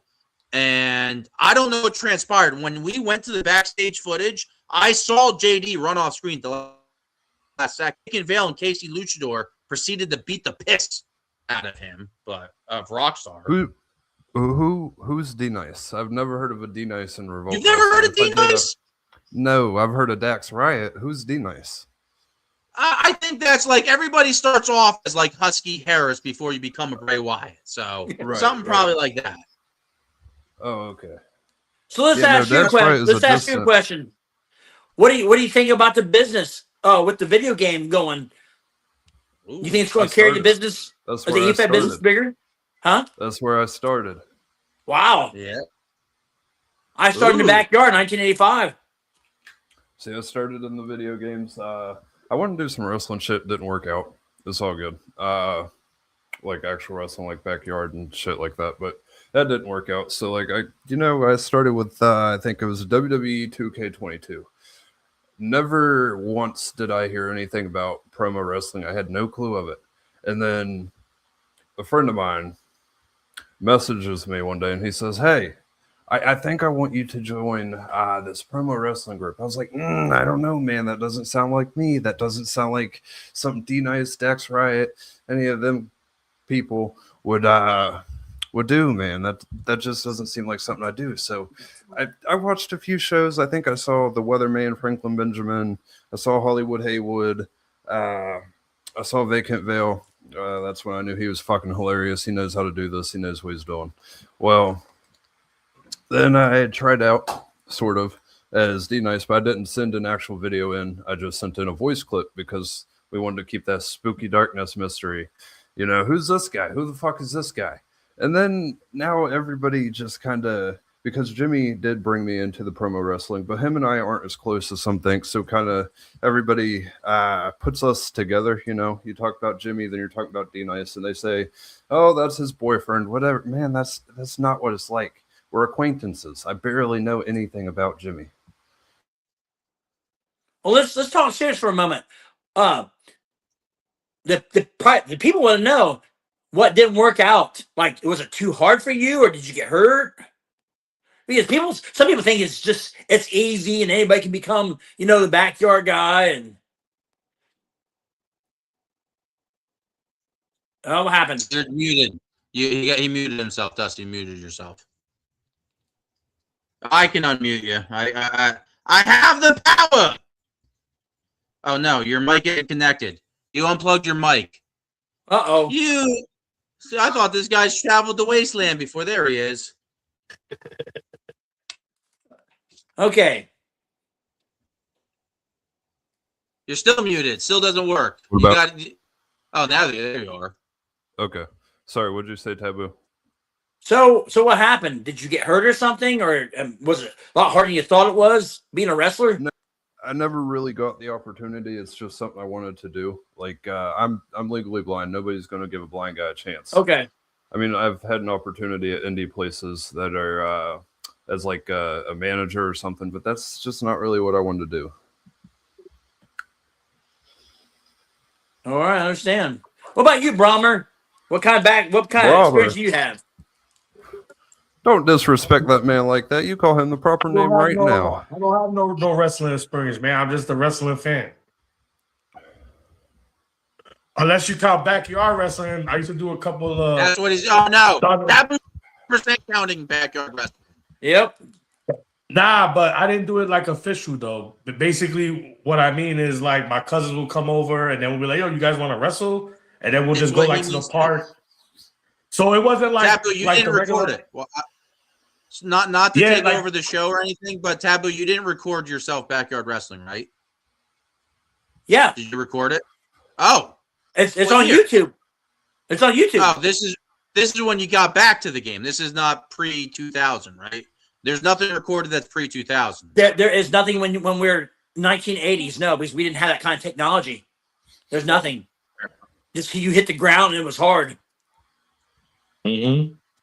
And then back in 2009, when I first brought we did skits on YouTube, and we learned, you could cut so long, like on YouTube, like the F-bomb. That's when all this stuff started. YouTube was getting really big in 2009. We learned the background music. You couldn't like pick like Wasp or something like that, like a band, because then it would come up. But then you could turn your radio on in the car and have the background music play, and you were okay because they couldn't figure it out. Taboo. Now, do you think you would take a bump if there was a chance to take a bump in efed? Brother Moses is like, "Hey, I'm by your house. Can I choke slam you like through like a bootleg table?" Would you take a spot at your current time and date? A spot, not a match, not a dog spot, not a liver spot, but my spot. Yes. Like if there's a bunch of boxes right here and I had some people around me, yes, I would run and do the little thing, let them clothesline me and put me through boxes, and we all have a great big laugh. Yes. I used to do it at work. Hey, come around. Hey. I used to do that. Yeah. Selling is the biggest aspect of wrestling. A lot of people don't look at like, oh, who sells good? But that's honestly one of the most important things. And a lot of people don't know that. But anywho, so Bronx Worms in here. What anything else on the top of the Turnbuckle talk? What was that? I just was passing you the ball. I'm not really sure what I wanted to talk about. Nah, you like skipped real quick. Yeah, hopefully that's not for the whole broadcast because I might be the host too, so that would suck. I asked you, what's the haps, man? What's going on? What's going down? Oh, I'm just chilling, man. Enjoying a day off here. Sorry that I got cut off, man. When you do shows that are spontaneous, people tend to call. So I had to pick up a call real quick, but that's my fault. Well, let's ask him a question. Bronx Bomber, where do you think the business is going? Do you think we're going to see more of this video game 2K stuff? Listen, I told Jimmy. This is awesome. When Jimmy first introduced me to it, because I knew about it, but nobody sat down and really laid it down to me. Like I seen it, Jimmy actually sat down and laid it down to me. And then when we host that show and we did the first one, I got hooked. I was like, damn, this is pretty exciting because it's kind of like I'm commentating. It's like I could use my character to my advantage and my enthusiasm and the way I hype. I could use it to my advantage just by getting hype of what I'm watching. Because to be honest, if you take away the game graphics and all the digital stuff, it's almost like they're really wrestling. So I'm just reacting to something that I'm watching. Like I don't fake. Like when I'm watching the 2K stuff, like everything you've been seeing, I don't fake that. That's genuine. That's me reacting to Rockstar fucking hulking up and this dude throwing the trash can in his face while he's mid hulked up. Like It was awesome. It was awesome. Fake I Veil. think- What did Fake Veil? What a jerk. I think if people come together and they run the league right and they do this 2K thing and they do it where it's organized, I think that it could go really far, man. I like anything that's promo, bro. It don't matter. I do anything. I did storyline. I did judge. I did everything, bro. Speaking of judge, okay, how many times have somebody got mad at you, say, hey, you judged me wrong. You know what you're talking about. How many times that happened to you? What makes you a great judge? I don't think I'm a great judge. I just go off of what I see and what I know from my knowledge of being in the game for so long. And I really don't have people in my inbox complaining or bitching. Like, I have people come in and be like, oh, why did I lose? And then I explain my part of why I feel they lost. I don't talk for Toastadamus or any of the other judges that we have in Defiance. I talk about what I see. So I'll just be honest with them and I just tell them and I lay it down. And then half the time I make sense. So, you know, I think that half the time I judge in Revolt, it's kind of fair. Except for the couple of times I was kayfabing it. Shit that me and Jimmy talked about. But hey, I'm just a snake oil salesman, but try not to say that stuff online. There's people watching. Oh. Who gives a fuck about the haters? Fuck y'all, nigga. We in here. We outside. We outside. And the thing I want to say is, just recently, I was told that my music's too loud, okay, and I talk like a robot. Buy a bomb! Buy a bomb! And what did I do? Nah, listen. I worked on my music. I lowered it down to 5, and I'm trying to talk in straight sentences. That way, it's not broken up but like a robot. I'm gonna tell you something. Listen, I'm gonna tell you something about that. When you edit your videos and you put the music on, and let's say you put it to 4, when you upload it and you export it, for some reason, I noticed that the volume goes a little bit louder. So what I tend to do is I try to put my music at 1 or 2, because then when it presents itself to everybody, it's at a 3 or 4. What app are we talking about? I did not know that. Yeah, man. Well, that's what I see background and what music. I know from, you feel me? And then when it comes to the robotic talking, people used to say I used to do that too. But fuck what people have to say how you're doing your promo. That's the way I see it. There's a lot of people that like me in this promo verse, and there's a lot of people that love me in this promo verse. But at the end of the day, I still stay authentic and I'm real with everybody. I don't shy away or nothing like that. Like, you know what I mean? So I just try to be real, man. Stay true to your character, because at the end of the day, we all here to sell our character. We're all a brand. Like Taboo, that's a brand. That's just not your character. So you want to, you know, put yourself out there and make sure your stock goes up everywhere you go. You know what I mean? I've been great Taboo since the 1990s. Listen, bro, just have fun. That's why I always tell people, just have fun, because at the end of the day, we all got to think about, we have real lives with real families and real jobs. We make real money. When we come home and we want to de-stress ourselves, we come to the promo verse and we do it. So have fun. You feel me? I mean, I don't know, Bomber. For certain individuals, they might have a little too much fun, which takes away the fun of other people, allegedly. So don't have too much fun. Don't have too much fun. Nah, but it's okay. Some people like that. Hey, but listen to this, man. I know there's a lot of controversy with that, but sometimes you need people like that, bro, to be honest, because then it keeps the culture of the promo verse alive, because they always want to be doing shit, always want to be melon. It kind of keeps it entertaining. Even though it's toxic, no, even though it's toxic, it's entertaining, because we all still watch. We all still pay attention to what people do and what we do and what everybody do. So, you feel me? 100%. Taboo, I like you, bro. I like you, bro. Don't let nobody bring you down, Taboo. I like you, bro. I'm good. I'm listening to people and I'm trying to learn, because when we were in the backyard, we didn't do no promos. We just wrestled. We just hooked up and wrestled. I'm probably one of the few backyard wrestlers who actually got a but I'm pretty sure. Yeah, but I'm pretty sure you guys used to chill, you know, do what y'all do and cut promos. Because I know as a kid, when I was in middle school, I never wrestled professionally, and like I said, I only wrestled with my cousins. But we used to cut like promos and talk shit on each other during lunch and shit. Like, like, oh, you seen what the Rock, you seen the Rock's promo yesterday? Oh, I'll smack you, and like take you to SmackDown Hotel and shit. Like we used to act like him, and so. Palmer, what was your faction? So if you watched Raw that time, I know when I was in middle school around the same timeline, were you Corporation? Were you DX? Were you Nation of Domination? What was your stable? Well, I don't know, man. I've been through a lot. I've been watching wrestling since '92, bro. So, and I haven't stopped. No, during the time of Listen, I'm gonna answer your question. I'm gonna answer your question. All right, my bad.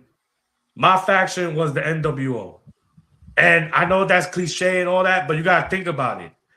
If it wasn't for what Hogan did, Scott Hall and Kevin Nash, there would have been no Attitude Era. There would have been no Monday Night Wars. There would have been no DX. There would have been no Austin. There would have been none of that. Look at that. Original flag.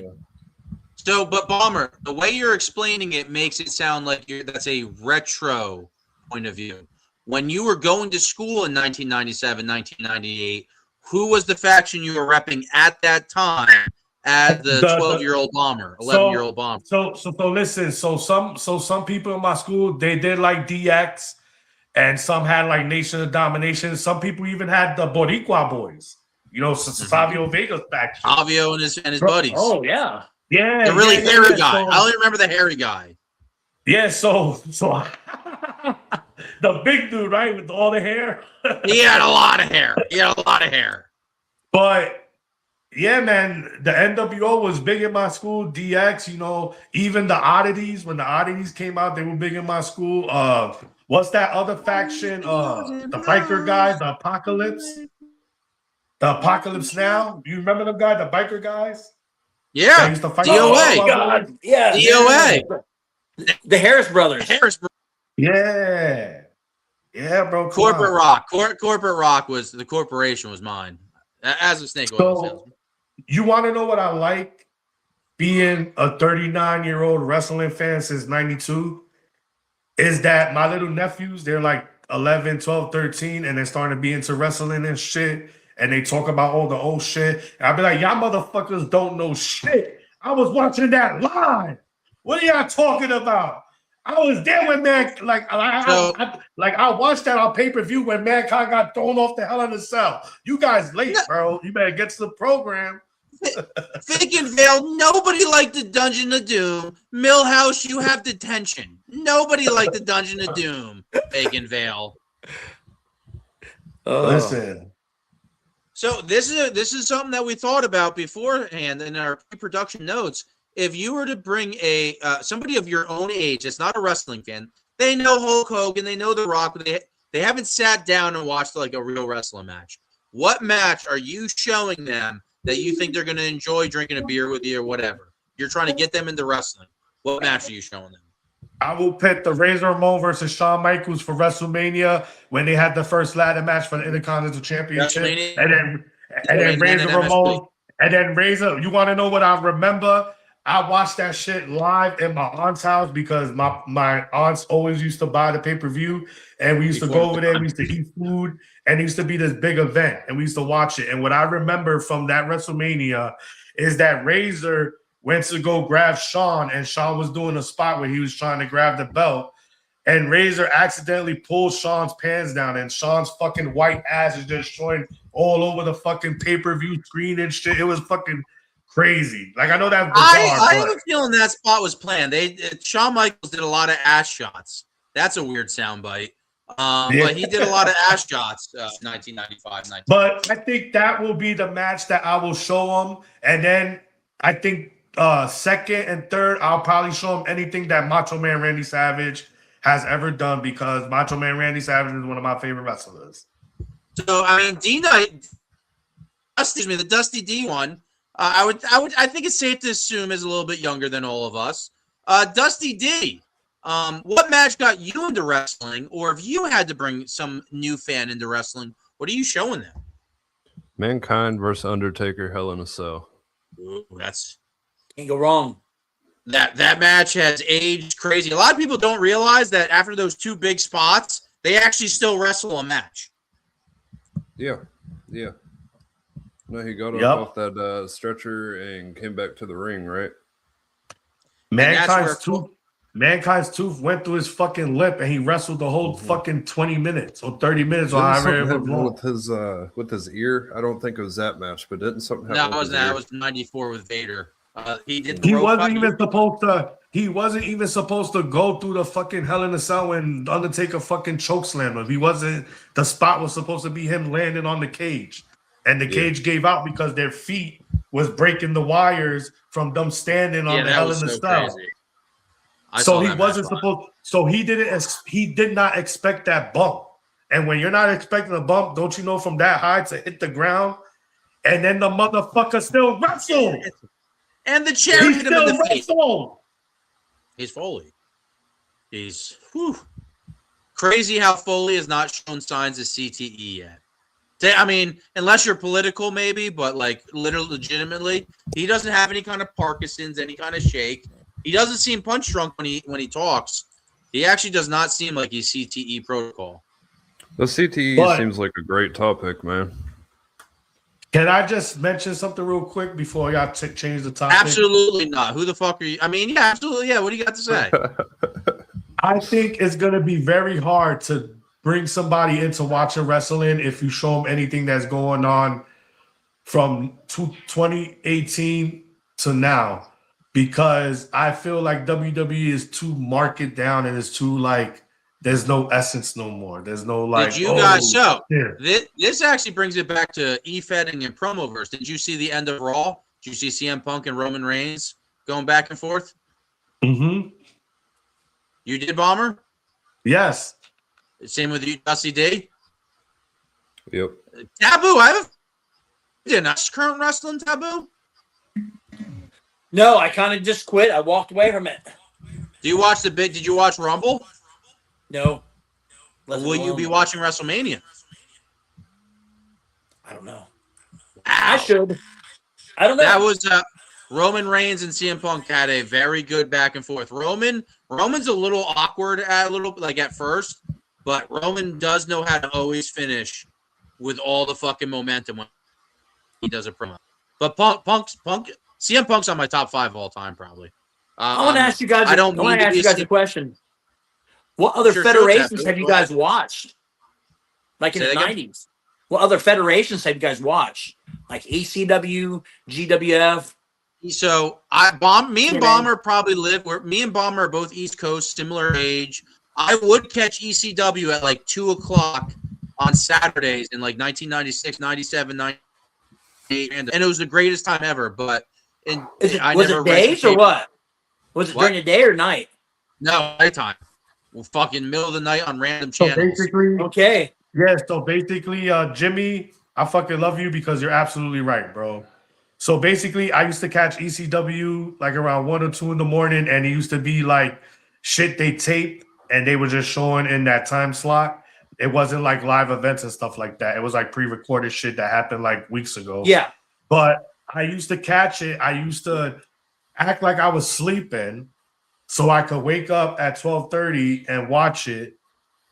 And I used to hide from my grandmother because I used to live with my grandmother at the time and I was a kid. And she was a strict-ass Puerto Rican mom. And everybody, you couldn't go in the fridge after 11 o'clock. You had to be in bed. You couldn't come out. The only time to go to the bathroom and this and that. So I literally used to sacrifice my life to watch ECW every morning. He sacrificed his life, meaning you'd be hit with the wooden spoon if you got caught. The spatula would be coming out if you were caught watching TV. What channel was it on? Wait. Like, I'm not trying to paint a bad picture on my grandmother. She was very strict and she put a lot of discipline in me. But when you curse at your grandmother and she has no fear to throw Blue's Clues applesauce at you, yeah. I was scared for my life getting caught. You cursed at your grandma? Yeah, what promo did you cut on your grandma, Bomber? I didn't cut a promo. She got me mad because of something that happened. And that's the bottom line. And I got mad and I was like, I was like, Grandma, I don't fucking like living here anyway. Like, fuck you, right? So once I said the U, when I got to the last fucking U at the end, the blue schools was fucking, the applesauce was already in the air. And I had to duck it. And then it shattered all over the wall. Blue applesauce running down the wall. And then she beat my ass. And then I had to clean up the wall and clean up my mess after I got my ass whipped. So let me ask you a question. Yep. What channel was it on in New Jersey or Philadelphia? Well, I was in the Bronx. In the Bronx. It was on UPN, Channel 9. Oh, wow. At like 2 a.m. We had it in Ohio Friday nights at 1 o'clock in the morning on Ohio Sports Network. Yeah. And then I used to watch the WCW and WWE. We used to go back and forth. Or at the time, my uncle had a nice TV. So we used to have Raw upstairs on the big TV. And my brother used to watch WCW downstairs. And when shit happened in WCW, we all used to run downstairs to watch what the fuck was going on in WCW. And then like vice versa. Yeah, it was crazy. Both shows. Oh, you guys remember that? When the commercial happened, everybody switched. Oh, God. That was fantastic. What's going on? What's going on? Wrestling, this is why I promo. Wrestling has made an impact, a big ass like footprint in my life that I can't take away. I can remember my grandmother, like we lived poor, I'm not gonna lie. Like I'm a kid from the Bronx. My grandma didn't have nothing really a lot. She worked for whatever she had. She had the money. But when we used to ask to go to wrestling events, she always got the money to let us go to wrestling events all the time. And like it's crazy. Like I've been to a lot of I've been to a lot of wrestling events when I was young. And at the time, I didn't know the impact that it was having on my grandmother. But now as an adult, I was like, damn, my grandma was struggling and she still had the opportunity to raise $300 to send me and my brothers to Monday Night Raw, to SummerSlam, to Royal Rumble, or to she got the money up. You feel me? Like, so wrestling's crazy, son. Dusty D, you ever go to a wrestling show?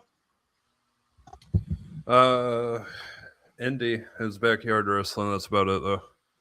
Still get to catch it live. WrestleMania 20 was my first ever wrestling event, ever. Damn, you started big. The WrestleMania as a first one, the fucking nuts. I never got to answer my question. So, 2 matches I would bring up. Sami Zayn when Nakamura debuted in NXT.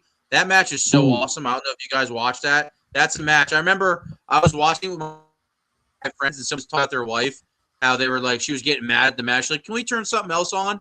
So I remember I made my wife, who I was just dating at the time, watch that match, and she got into it. And I was like, all right, you good Hogan in the wifey department, because she got into that match. Another match that I think is amazing, One Night Stand ECW 2006. Terry Funk and Dreamer versus Foley and Mankind. That match is so awesome. Terry Funk gets blinded in the eye, goes back to get medical, and comes back with a flaming barbed wire 2x4. Terry Funk is people forget about how crazy Terry Funk, Ric Flair, Hulk Hogan tier. People forget that Terry Funk is Dusty Rhodes, Warrior, Andre. Terry Funk is in that conversation. I haven't watched a lot of Terry Funk, but I just know that. Damn, that's crazy. House show. I can't believe it. I have been to a lot of big events. Like I was there for when Triple H came back for his quad. I was there at Monday Night Raw and MSG. I was there when John Cena. I was there when John Cena won the Royal Rumble when he came in at number 30, and everybody thought that he wasn't gonna be there. He came back. I was there, bro. I seen all that shit live, bro. Best Rumble was I like when Snuka and Piper came back. I think it was 2008 at MSG. I miss Piper, man. Piper was so good in Sons of Anarchy. I think Piper could have done some good movies. It sucks. I mean, a lot of wrestlers are taken early, but I actually met Roddy Piper, man. I got to shook his hand, and I freaking told, bro, I have the picture, Jimmy. I will show you when we get off. I have the receipts.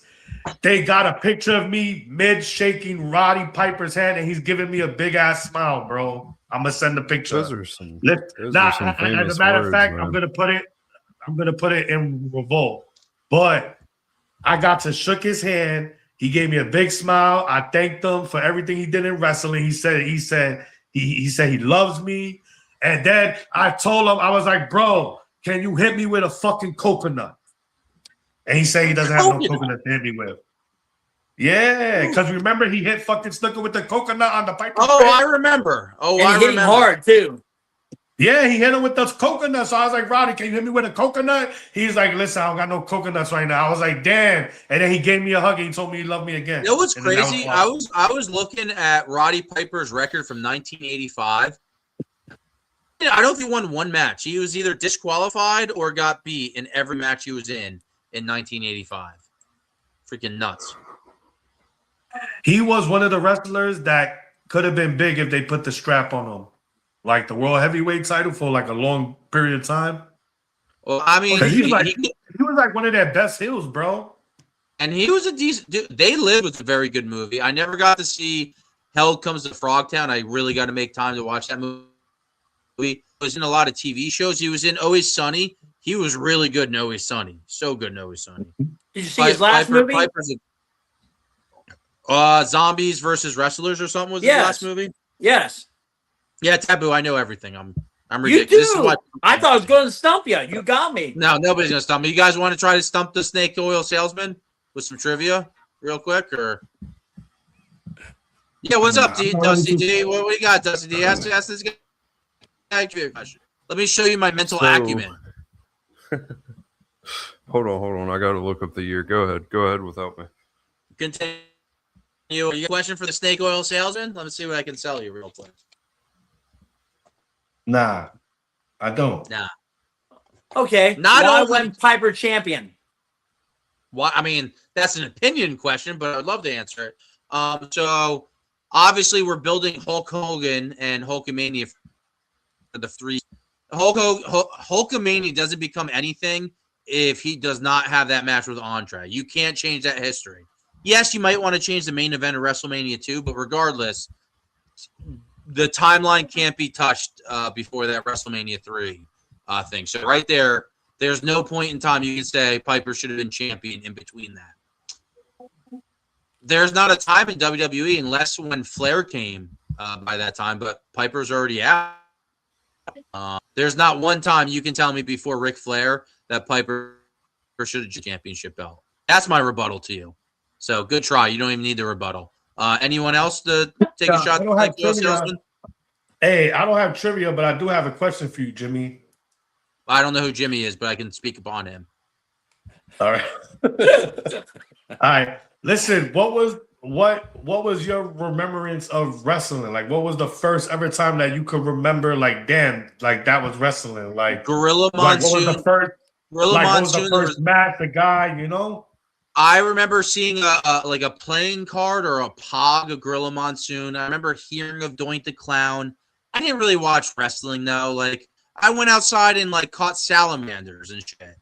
And on Monday Night Raw, Owen Hart wrestled HBK, and I think he gave him an enziguri that gave him a concussion. Something happened that made me want to rent the Royal Rumble in 1996, and because of that, and that was just 30 years. I was watching the Royal Rumble, and I was like, oh shit, that's technically my 30-year anniversary. So yeah, Royal Rumble 1996 is my first bought And pay-per-view. that was a good That's when I Rumble became too. a mark. That was the high, yeah.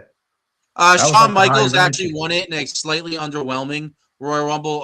That's when Yep. Stone Cold got eliminated, supposedly by mistake. Yep. Yep. Shawn Michaels left Diesel at the end of it, but the main event was Bret Hart and Undertaker, where they started building to the storyline of Diesel versus Undertaker for that WrestleMania. Yep. I want to show everybody something here real How quick. much alcohol do you think I have? Because I'm still like right there. Do you want me to go backwards with my ABCs or what? No. Man, no, you know what? Sorry. I'm just a snake oil salesman. This is why people don't like me. I apologize for everything I just said. Please, nobody You're judge me. good.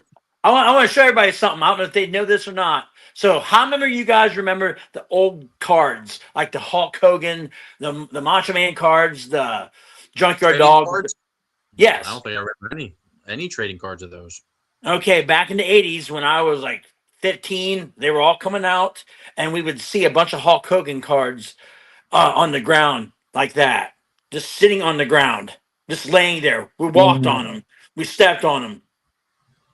You know, we saw the cards on the ground, and they were Is just that junk. Rip? Now they're just He the looks like money. Rip. He looks like Rip. Huh? That's Riplum from No Holds Barred with the white headband. Well, it's a Yeah. blue background, but yeah, I don't know if you guys remember the cards or not. Are you Yeah. selling me a fake? That looks like Rip. Is that a fake? Oh, I'm a snake oil salesman. that's not a fake. Yo, he's the oil guy. He knows. Oh, I do know everybody's tactics. Yeah. What else? Oh, he opened the thing on that. What was it? You opened the glass to show something, or you put it back? Is it? Mm-hmm. Here's a rare there stamp any- set. I don't know if you guys Is can there see any- this or not. Is there any Indian of the cupboard, like where you think the things like come alive at night? Have they ever moved to like? Do you See think the the stamp toys set? ever come alive? Oh, I'll tell you what, my kids used to tell me that. Oh, D Nice or Dusty D. Let me explain. The cupboard is where they put the toys in and they come alive. Have you ever seen that movie? No, but Toy isn't Story. that where Harry Potter used to sleep? Nah. No, that was Under the underneath the stairs. stairwell. Yeah, it's a cupboard. Yeah, that was under the stairwell, not Indian the They cupboard. called it a That was cupboard. a Harry Indian under in the the cupboard steps. was a movie about this No, no. person that puts toys into a cupboard and they come to life like real people. Yeah, I'm just trying to help you so you can get the references. You know, to trying to be a good person. Dusty D is he reenacts Jimmy G, so he still has the knowledge of that Jimmy G. I'm just a snake oil salesman. Yeah. But Taboo, what are you about to show us? Taboo's waiting patiently to show us. Okay. How many guys remember when you guys went to the arena and you guys saw the great big foamy hands? Remember them? Yeah. For Austin. Yeah. And they disintegrate. Oh, look at that. I too, called it. Yo, that's crazy. I had one of those, but my dog chewed it up. No lie. Oh, The dog. You got to watch those dogs, man. Those dogs don't know how to promo versus efed. I mean, they don't know how to behave. Those dogs. Hey, we talk about the wrong dogs. okay. Now look at that. Slim Jim, is that new or old? That is newer. That's a couple Oh, years ago, but shit. you know what? Getting hold of that now it's hard because they just It throw them is. away. Maybe. Nah, you can steal those from Dollar Tree. Oh, can you? Oh, wait a minute. Don't. I mean, you have to, don't steal You have to them, pay but, for it. Yeah. Why you? Oh, yeah, why yeah. you perpetuating stealing? Nobody Why you steals here. perpetuating stealing? Hey, All right, guys. All right, guys. So we're getting close to the end. It doesn't have to end under 2 hours, but not necessarily a final thought. But do you have something to toss to the audience before we get the beginning process of leaving? I think this was a great show, and I had fun with it, and I loved watching the 2K thing. So no, I think everything went well. Our guest I mean- over here, Dusty D. Dusty D. What brings you to the table? What do you have to ask the Peanut Gallery? The peanut gallery. I think it froze. No, we're good. I probably froze. My internet's going. Sorry. Bomber got uncomfortably close to me. Social distance, man. Very COVID's still around there. uncomfortable. Might not be as big. Social distance, man. That's a good Dusty D. Way to throw it in there. I like it.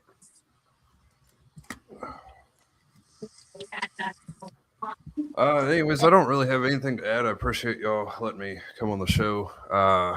Unfortunately, Jimmy was not here, so I didn't really know what I was supposed to be doing. As y'all know, I am his stunt double, if you will. So anything Jimmy does, I do better. Fair enough. I mean, for me, I think it would be pretty hard to pinpoint when to emulate Jimmy, because if you think you have Jimmy figured out and you're about to emulate him on screen, it's probably the complete opposite. But I appreciate from Snake Oil Salesman that approach. Whoa, was that a lantern or a cell phone? What are you talking about, man? Nothing at all. Bronx That was Bomber. really What weird. are the What are the words that have to come out of your mouth from your brain canal right now?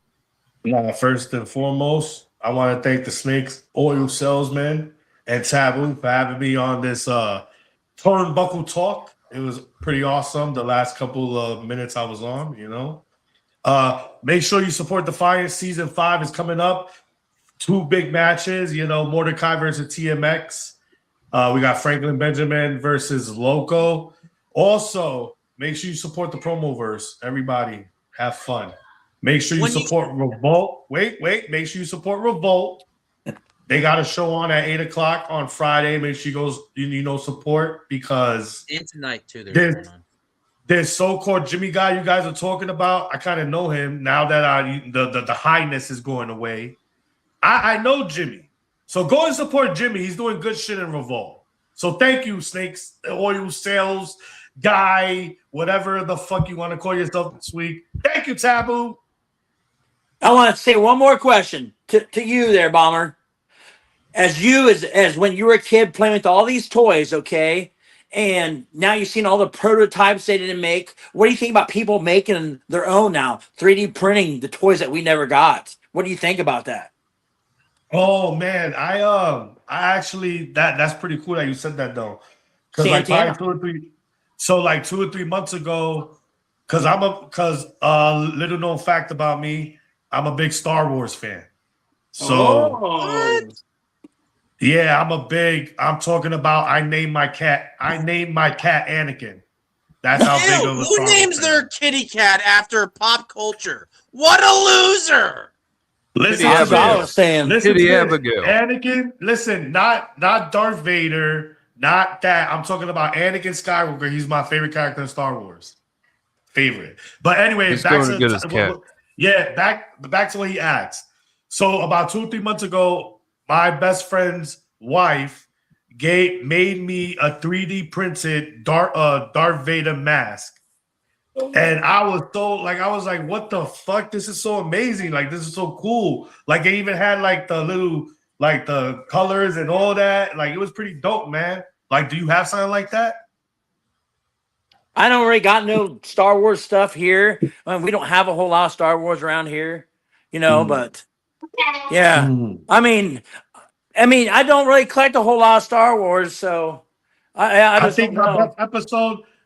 I think episode 3 is my favorite episode of them all, especially when Obi-Wan is fighting Anakin, and then fucking Obi's at the top, and he's like, "You were supposed to be the chosen one. You was my brother, Anakin."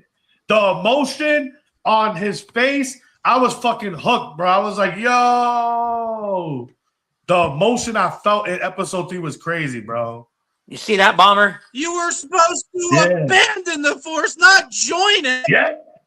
Yes. Like the emotion on his face, and then when they pan back to Anakin and he's grabbing the dirt, while he's burning, and he's like, "I hate you. I hate you." Like, yo, it was so crazy.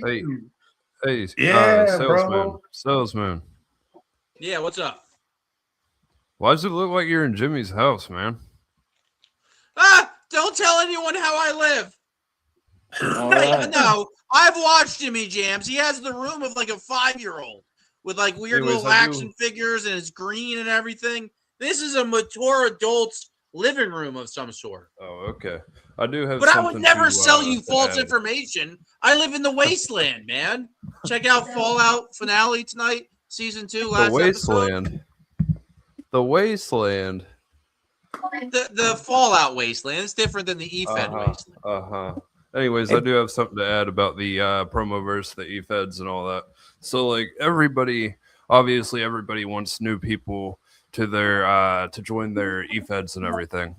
Well, some of these people are brand new, like me. I mean, I'm not brand new now. I've been here for a little while. I understand the game a little more. But when I was first joining, there was a bunch of people talking shit. That's what gets people's interest mixed up about this place, because like they don't know about the whole in character and everything if they're brand new to efeds in general, whether that be 2K, promos, anything like that. So like, if you good? I'm good. Can you hear me? Oh, I Yeah. hear you. No, I'm waiting to rebuttal. It's Okay, a verbal anyways. key. I We're try not to be listening too to you. autistic. I try not to My be whole too point We're autistic. getting is- ready for the yeah, no. for the punchline. No, Yep. I was talking way too much. My point is, new people aren't going to want to join your efeds if you're going to sit there and let people talk shit to them and like tell them, "Hey, you're dog shit at this, man." Obviously, they're dog shit. They're brand new. The only guy that I know that was not dog shit when he first started was Kobe the Great, and that guy didn't show up. Well, I'm done. Damn. Well, so there is a hazing process. Everybody plays this game where they have their friends and their family. So when there's a new guy, it's, oh, let's go pick on the new guy. He has no friends here, so we will be able to pick him, and there will be no repercussions for our actions, is why that happens. Hopefully I deducted that very reasonably. But I You feel did. like that's the most common denominator of, oh, wow, there's a new guy that doesn't have that many friends. Let's go pick on him because he's new here. And we're just, hey, we're ruffling his feathers to see if he's Hey, listen, tough now you enough have to join. friends. Hey, now you have friends, bro. Come on. Fuck them. Yeah, but I'm talking about like newer guys. Like I just brought somebody in, and that's one thing I'm worried about, and I shouldn't have to be worried about. Is he's going to go to cut a promo towards somebody, and he's brand new to this. This will be his first ever promo in this, and people are going to fuck with him, So dude. then- I know he can handle his own. I don't then really this gotta is where address you as a friend. So that this is where you as a friend, you preparing for all that. If I'm bringing somebody into the promo verse, and I see they have an interest in it, I'm gonna tell them like, listen, this is not for the faint at heart, bro. Like people are gonna try to manipulate you. People are gonna try to talk down on you. People are gonna talk shit. They're gonna get brutal. You gotta have thick skin because if not, then you're not gonna survive here. So, Dude, I got told I look like a fucking melting candle. That still makes me laugh. but then at the end of the day, but then everybody gotta remember when people stoop down to stuff like that and they do bad stuff in the promo verse and they be toxic, it's only because they're not happy with where their shit is going, or they're just people that want the attention because they know that if they start a little bit of drama, it brings attention to whatever company they're in or whatever But for the they're doing guy- with their stuff. Like, you know what I mean? So That for one of the main guys that that part, talk about- that part, that part, that part, that What- part. what do you think about the person who says, "I want you part. exclusive for me only"? What's he trying to do? He's trying to See, keep it there's there. an exclusive in a company. I'm not sorry for cutting y'all off. There's an I don't think exclusive nobody in a should be company. I'm not exclusive. gonna. Nobody should be exclusive. If you ain't getting paid to be exclusive like they are in regular, this is a hobby. Why the fuck Well are you said. exclusive? You should be able to do whatever Dusty you D's want. fired up. Dusty D, what's your hot take on it? Anyways, there's a guy that's exclusive to another company, and like I had an issue with said company, but I made amends. You can say it. I know Jimmy yeah. G personally. If we get canceled, who Okay. and what company? Bloca EMP. I don't understand the exclusive, but I'm not management over there. I don't have the brain power that they have over there. So like I don't know. But Bloca being an exclusive makes no sense because when I first joined, I forget who messaged me, but somebody messaged me and said, "Hey, if you want this guy to make you a theme song for your intros in this promo verse, you pay him $10 and he'll do it for you." Let me show y'all something real quick. Hold on. Oh, who Why was you that do guy? I mean, his work actually pretty good. Like that's why people don't like me is I'm not biased. You would think right now, Dusty D, you'd be waiting for me to piggyback. Oh, you can't see that, can you? Anyways, AI Songmaker. You heard it from me first. You can text a prompt into this AI and it'll create a song for you. So what's the point in paying somebody when you can do that? and this sounds 10 times better? adds Oh, enough listen, flair I that was you just know. about. Oh my god! I was just about to tell you that. I was just about to say, why would you pay when, literally, there's people in here in this promoverse that I have met that will be like, "Yo, if you pay me $5, I will help you with your graphics. I will do this. I will do that." Motherfucker, you know what I did? I went to YouTube and everything, the green screen, all the production that I do, I learned on my own. I gotta went find a to picture YouTube because and you looked said all something that about a fucking graphic. up. Like, I don't get it. So isn't that And then it's like with the shirts, when people try to that sell guy. shirts, it's like, Ooh, bro. ooh, good thing I'm a snake oil salesman and not Jimmy. But I will still reply to what we're talking about. AI. Honestly though, everyone that has a Bloca song, it is a pretty fire song. We can't disregard that. You You can't disregard that every Bloka song you hear is pretty fucking good. And that's what's crazy. Nah, like, Bloka makes honestly, good. no, Bloka time out, got Bomber. bars. You know me. Don't you think with Nah, how Bloka everybody got feels bars. me?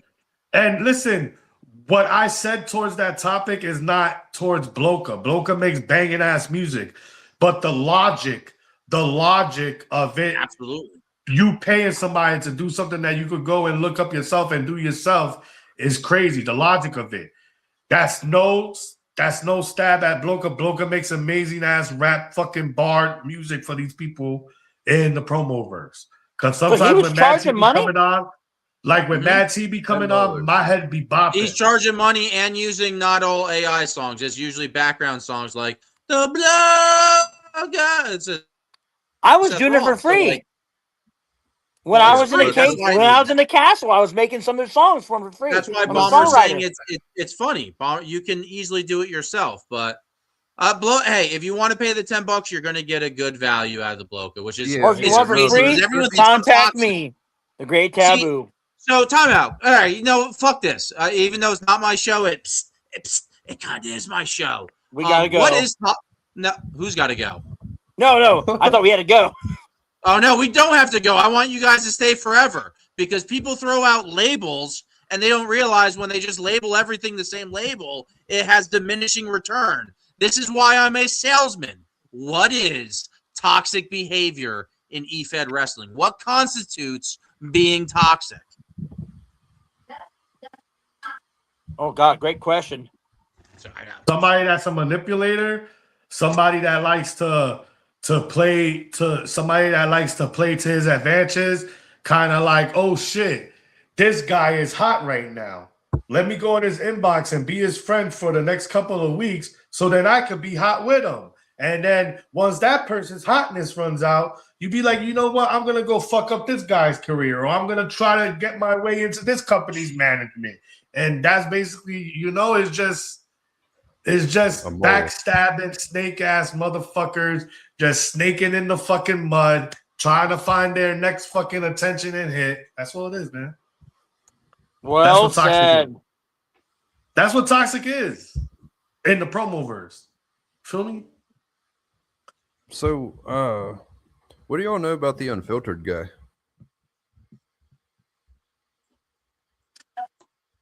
I like Grant.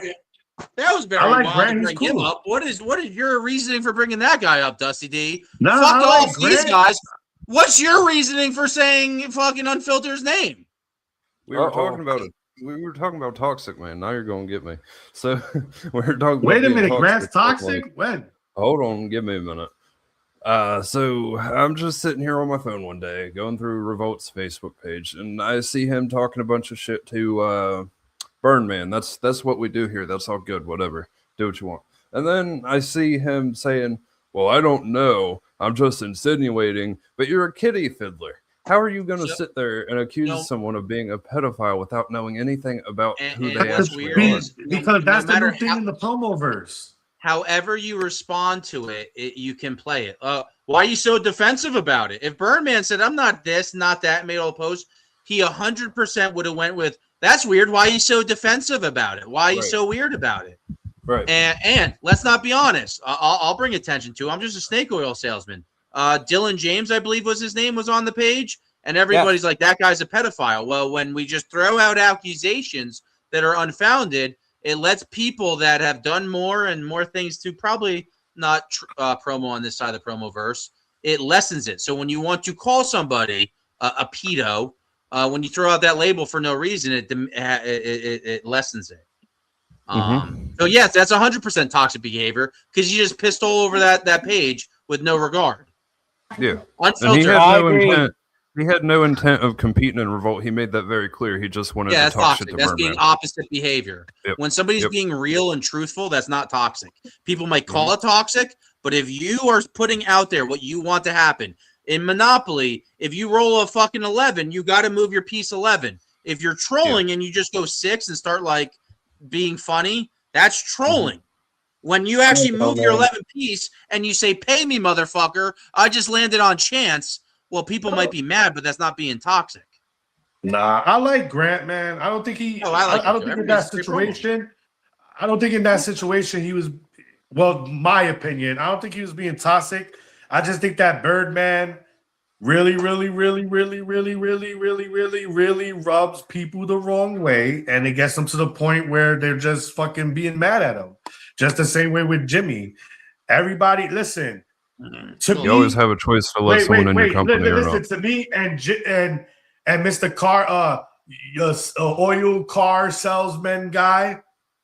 My friend Jimmy, I will have to say he is in the top 3 most hated people in the promoverse, next to Birdman and next to Bong Daddy. Yeah, Can I I tell you don't why he's DM. hated? Yeah, but I don't DM. Like I keep it PG. Like whoa, who's I? Snake oil salesman. Did they put one of those contraptions from Fallout on the back of your neck that controls you? Jimmy plays it at PG level, man. His Pokemon attacks are just super effective for some reason. Can I tell you why Jimmy's hated? Yes, I'm sure. I'm sure he would love to hear that. So Jimmy's hated because Jimmy keeps it real, and Jimmy's not going to hold a grudge. Jim and I we had beef when I was in the 2K world. That's different. He owned a company there too. You told me to shush? Oh, okay. Anyways, Jimmy, a lot of people hate Jimmy because he's real, but he's not going to hold a grudge against you. Like, look at me. I'm in Revolt. Yeah, I'm taking losses. That's not because he has a grudge against me. That's because I need to do better, and I will. I'm still somewhat new to this, so give me a fucking break. Well, I've heard Jimmy say this line. Jimmy's not a mark for himself. Jimmy's a mark for the business. So if he truly is that, that would make sense why his ego doesn't get in the way. It's other people's egos who say no. Yep. I want everyone to realize Jimmy G is not the one that says no. It's literally everyone else that does the weird canceling in a game where you're allowed to trash talk and say your opinion to him. They choose to not do that. How weird is that? How weird is that? Hopefully that wasn't choppy internet. Hopefully that was not choppy internet there. Listen, all I know is that the toxic life is in the promoverse, and I don't think it's ever going to go away. People use it for their advantage. It's people like us that just have to play our cards right and play against them. It's kind of like good and evil. So we're basically like the force, and they're like the dark side. But toxic, but the toxic is crazy because we were at 4 viewers. We can all hear you and see you. We was at 4 viewers, and once we started talking about the toxic life in the promoverse, our shit ran up to 8 viewers. We got 8 people watching right now. That's wild. Dusty D, what are you about to say? I was trying to cut your deal.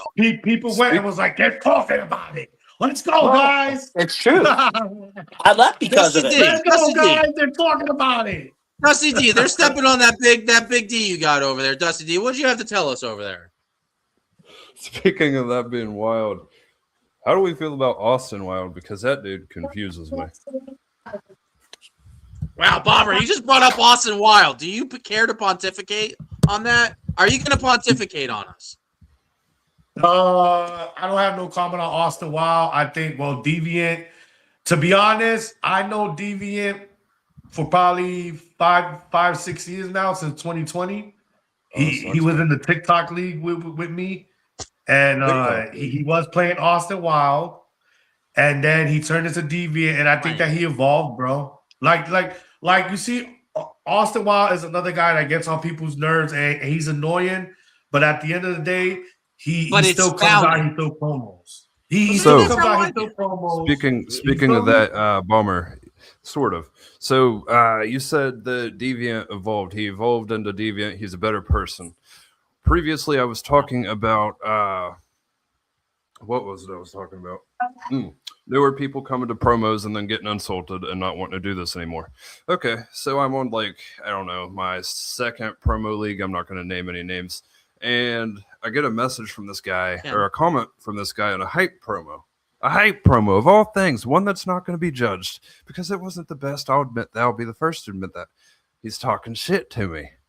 And previously, you said that people only do that if they need to work on themselves but can't. If they need to better their promos but can't. So, I don't know. Projecting.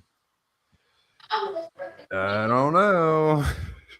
But you see, I put Deviant in the category of Rockstar, meaning that people always are gonna make fun of them. They're always gonna look like weird to them and stuff like that. But at the end of the day, they're always gonna be protected. They're Rockstar always doesn't gonna go have. off and make fun of people. Rockstar is the biggest hype man, and him and I got a little bit of an issue Yeah, going on. no, but I But, have like- seen I have seen Rockstar. All right, maybe Rockstar doesn't talk shit to the extent of a Deviant or a Bong Daddy or a Mad T or like them type of people, but I be seeing Rockstar do be getting a little spicy when he be getting Fourth wall, don't manipulated by break it. other people and stuff like that. Rockstar knows how to Fourth wall, troll don't break people. it. No, time out. Yeah. Rockstar 100% knows how to troll people. Exactly. And do stuff. And on top Yup. of that, he makes some questionable decisions on what he puts out there. Revolt he has a winning record in Revolt, never kicked out of the locker room, and has left Revolt like 4 times. How wild is that? The powers that be actually edit his videos. That's because Rockstar is very impressionable. Rockstar is very like what's that word I'm trying to find? Impressionable. Yeah, basically he's very like, oh my god, you're my best friend. Oh, you're my mentor. How you call yourself? Wait, how you call yourself the Hall of Famer, but you got mentors? That don't make no sense. You're supposed to be their mentors. Like, but we all love Rockstar though. And that's why Casey Rockstar. That's why Casey Lustor, Vacant Veil, and JD kind of just took him out at that apology. Rockstar did not give an apology here tonight. So hey, let him have fun elsewhere in the promo verse. It's not for us to say, hey, get him out of the promo verse. That should never be anybody's tactic. But yeah, I think we're approaching final thoughts. Okay. Dusty D, what's your final thought? Question: what are you going to do with your talking pillow? Well,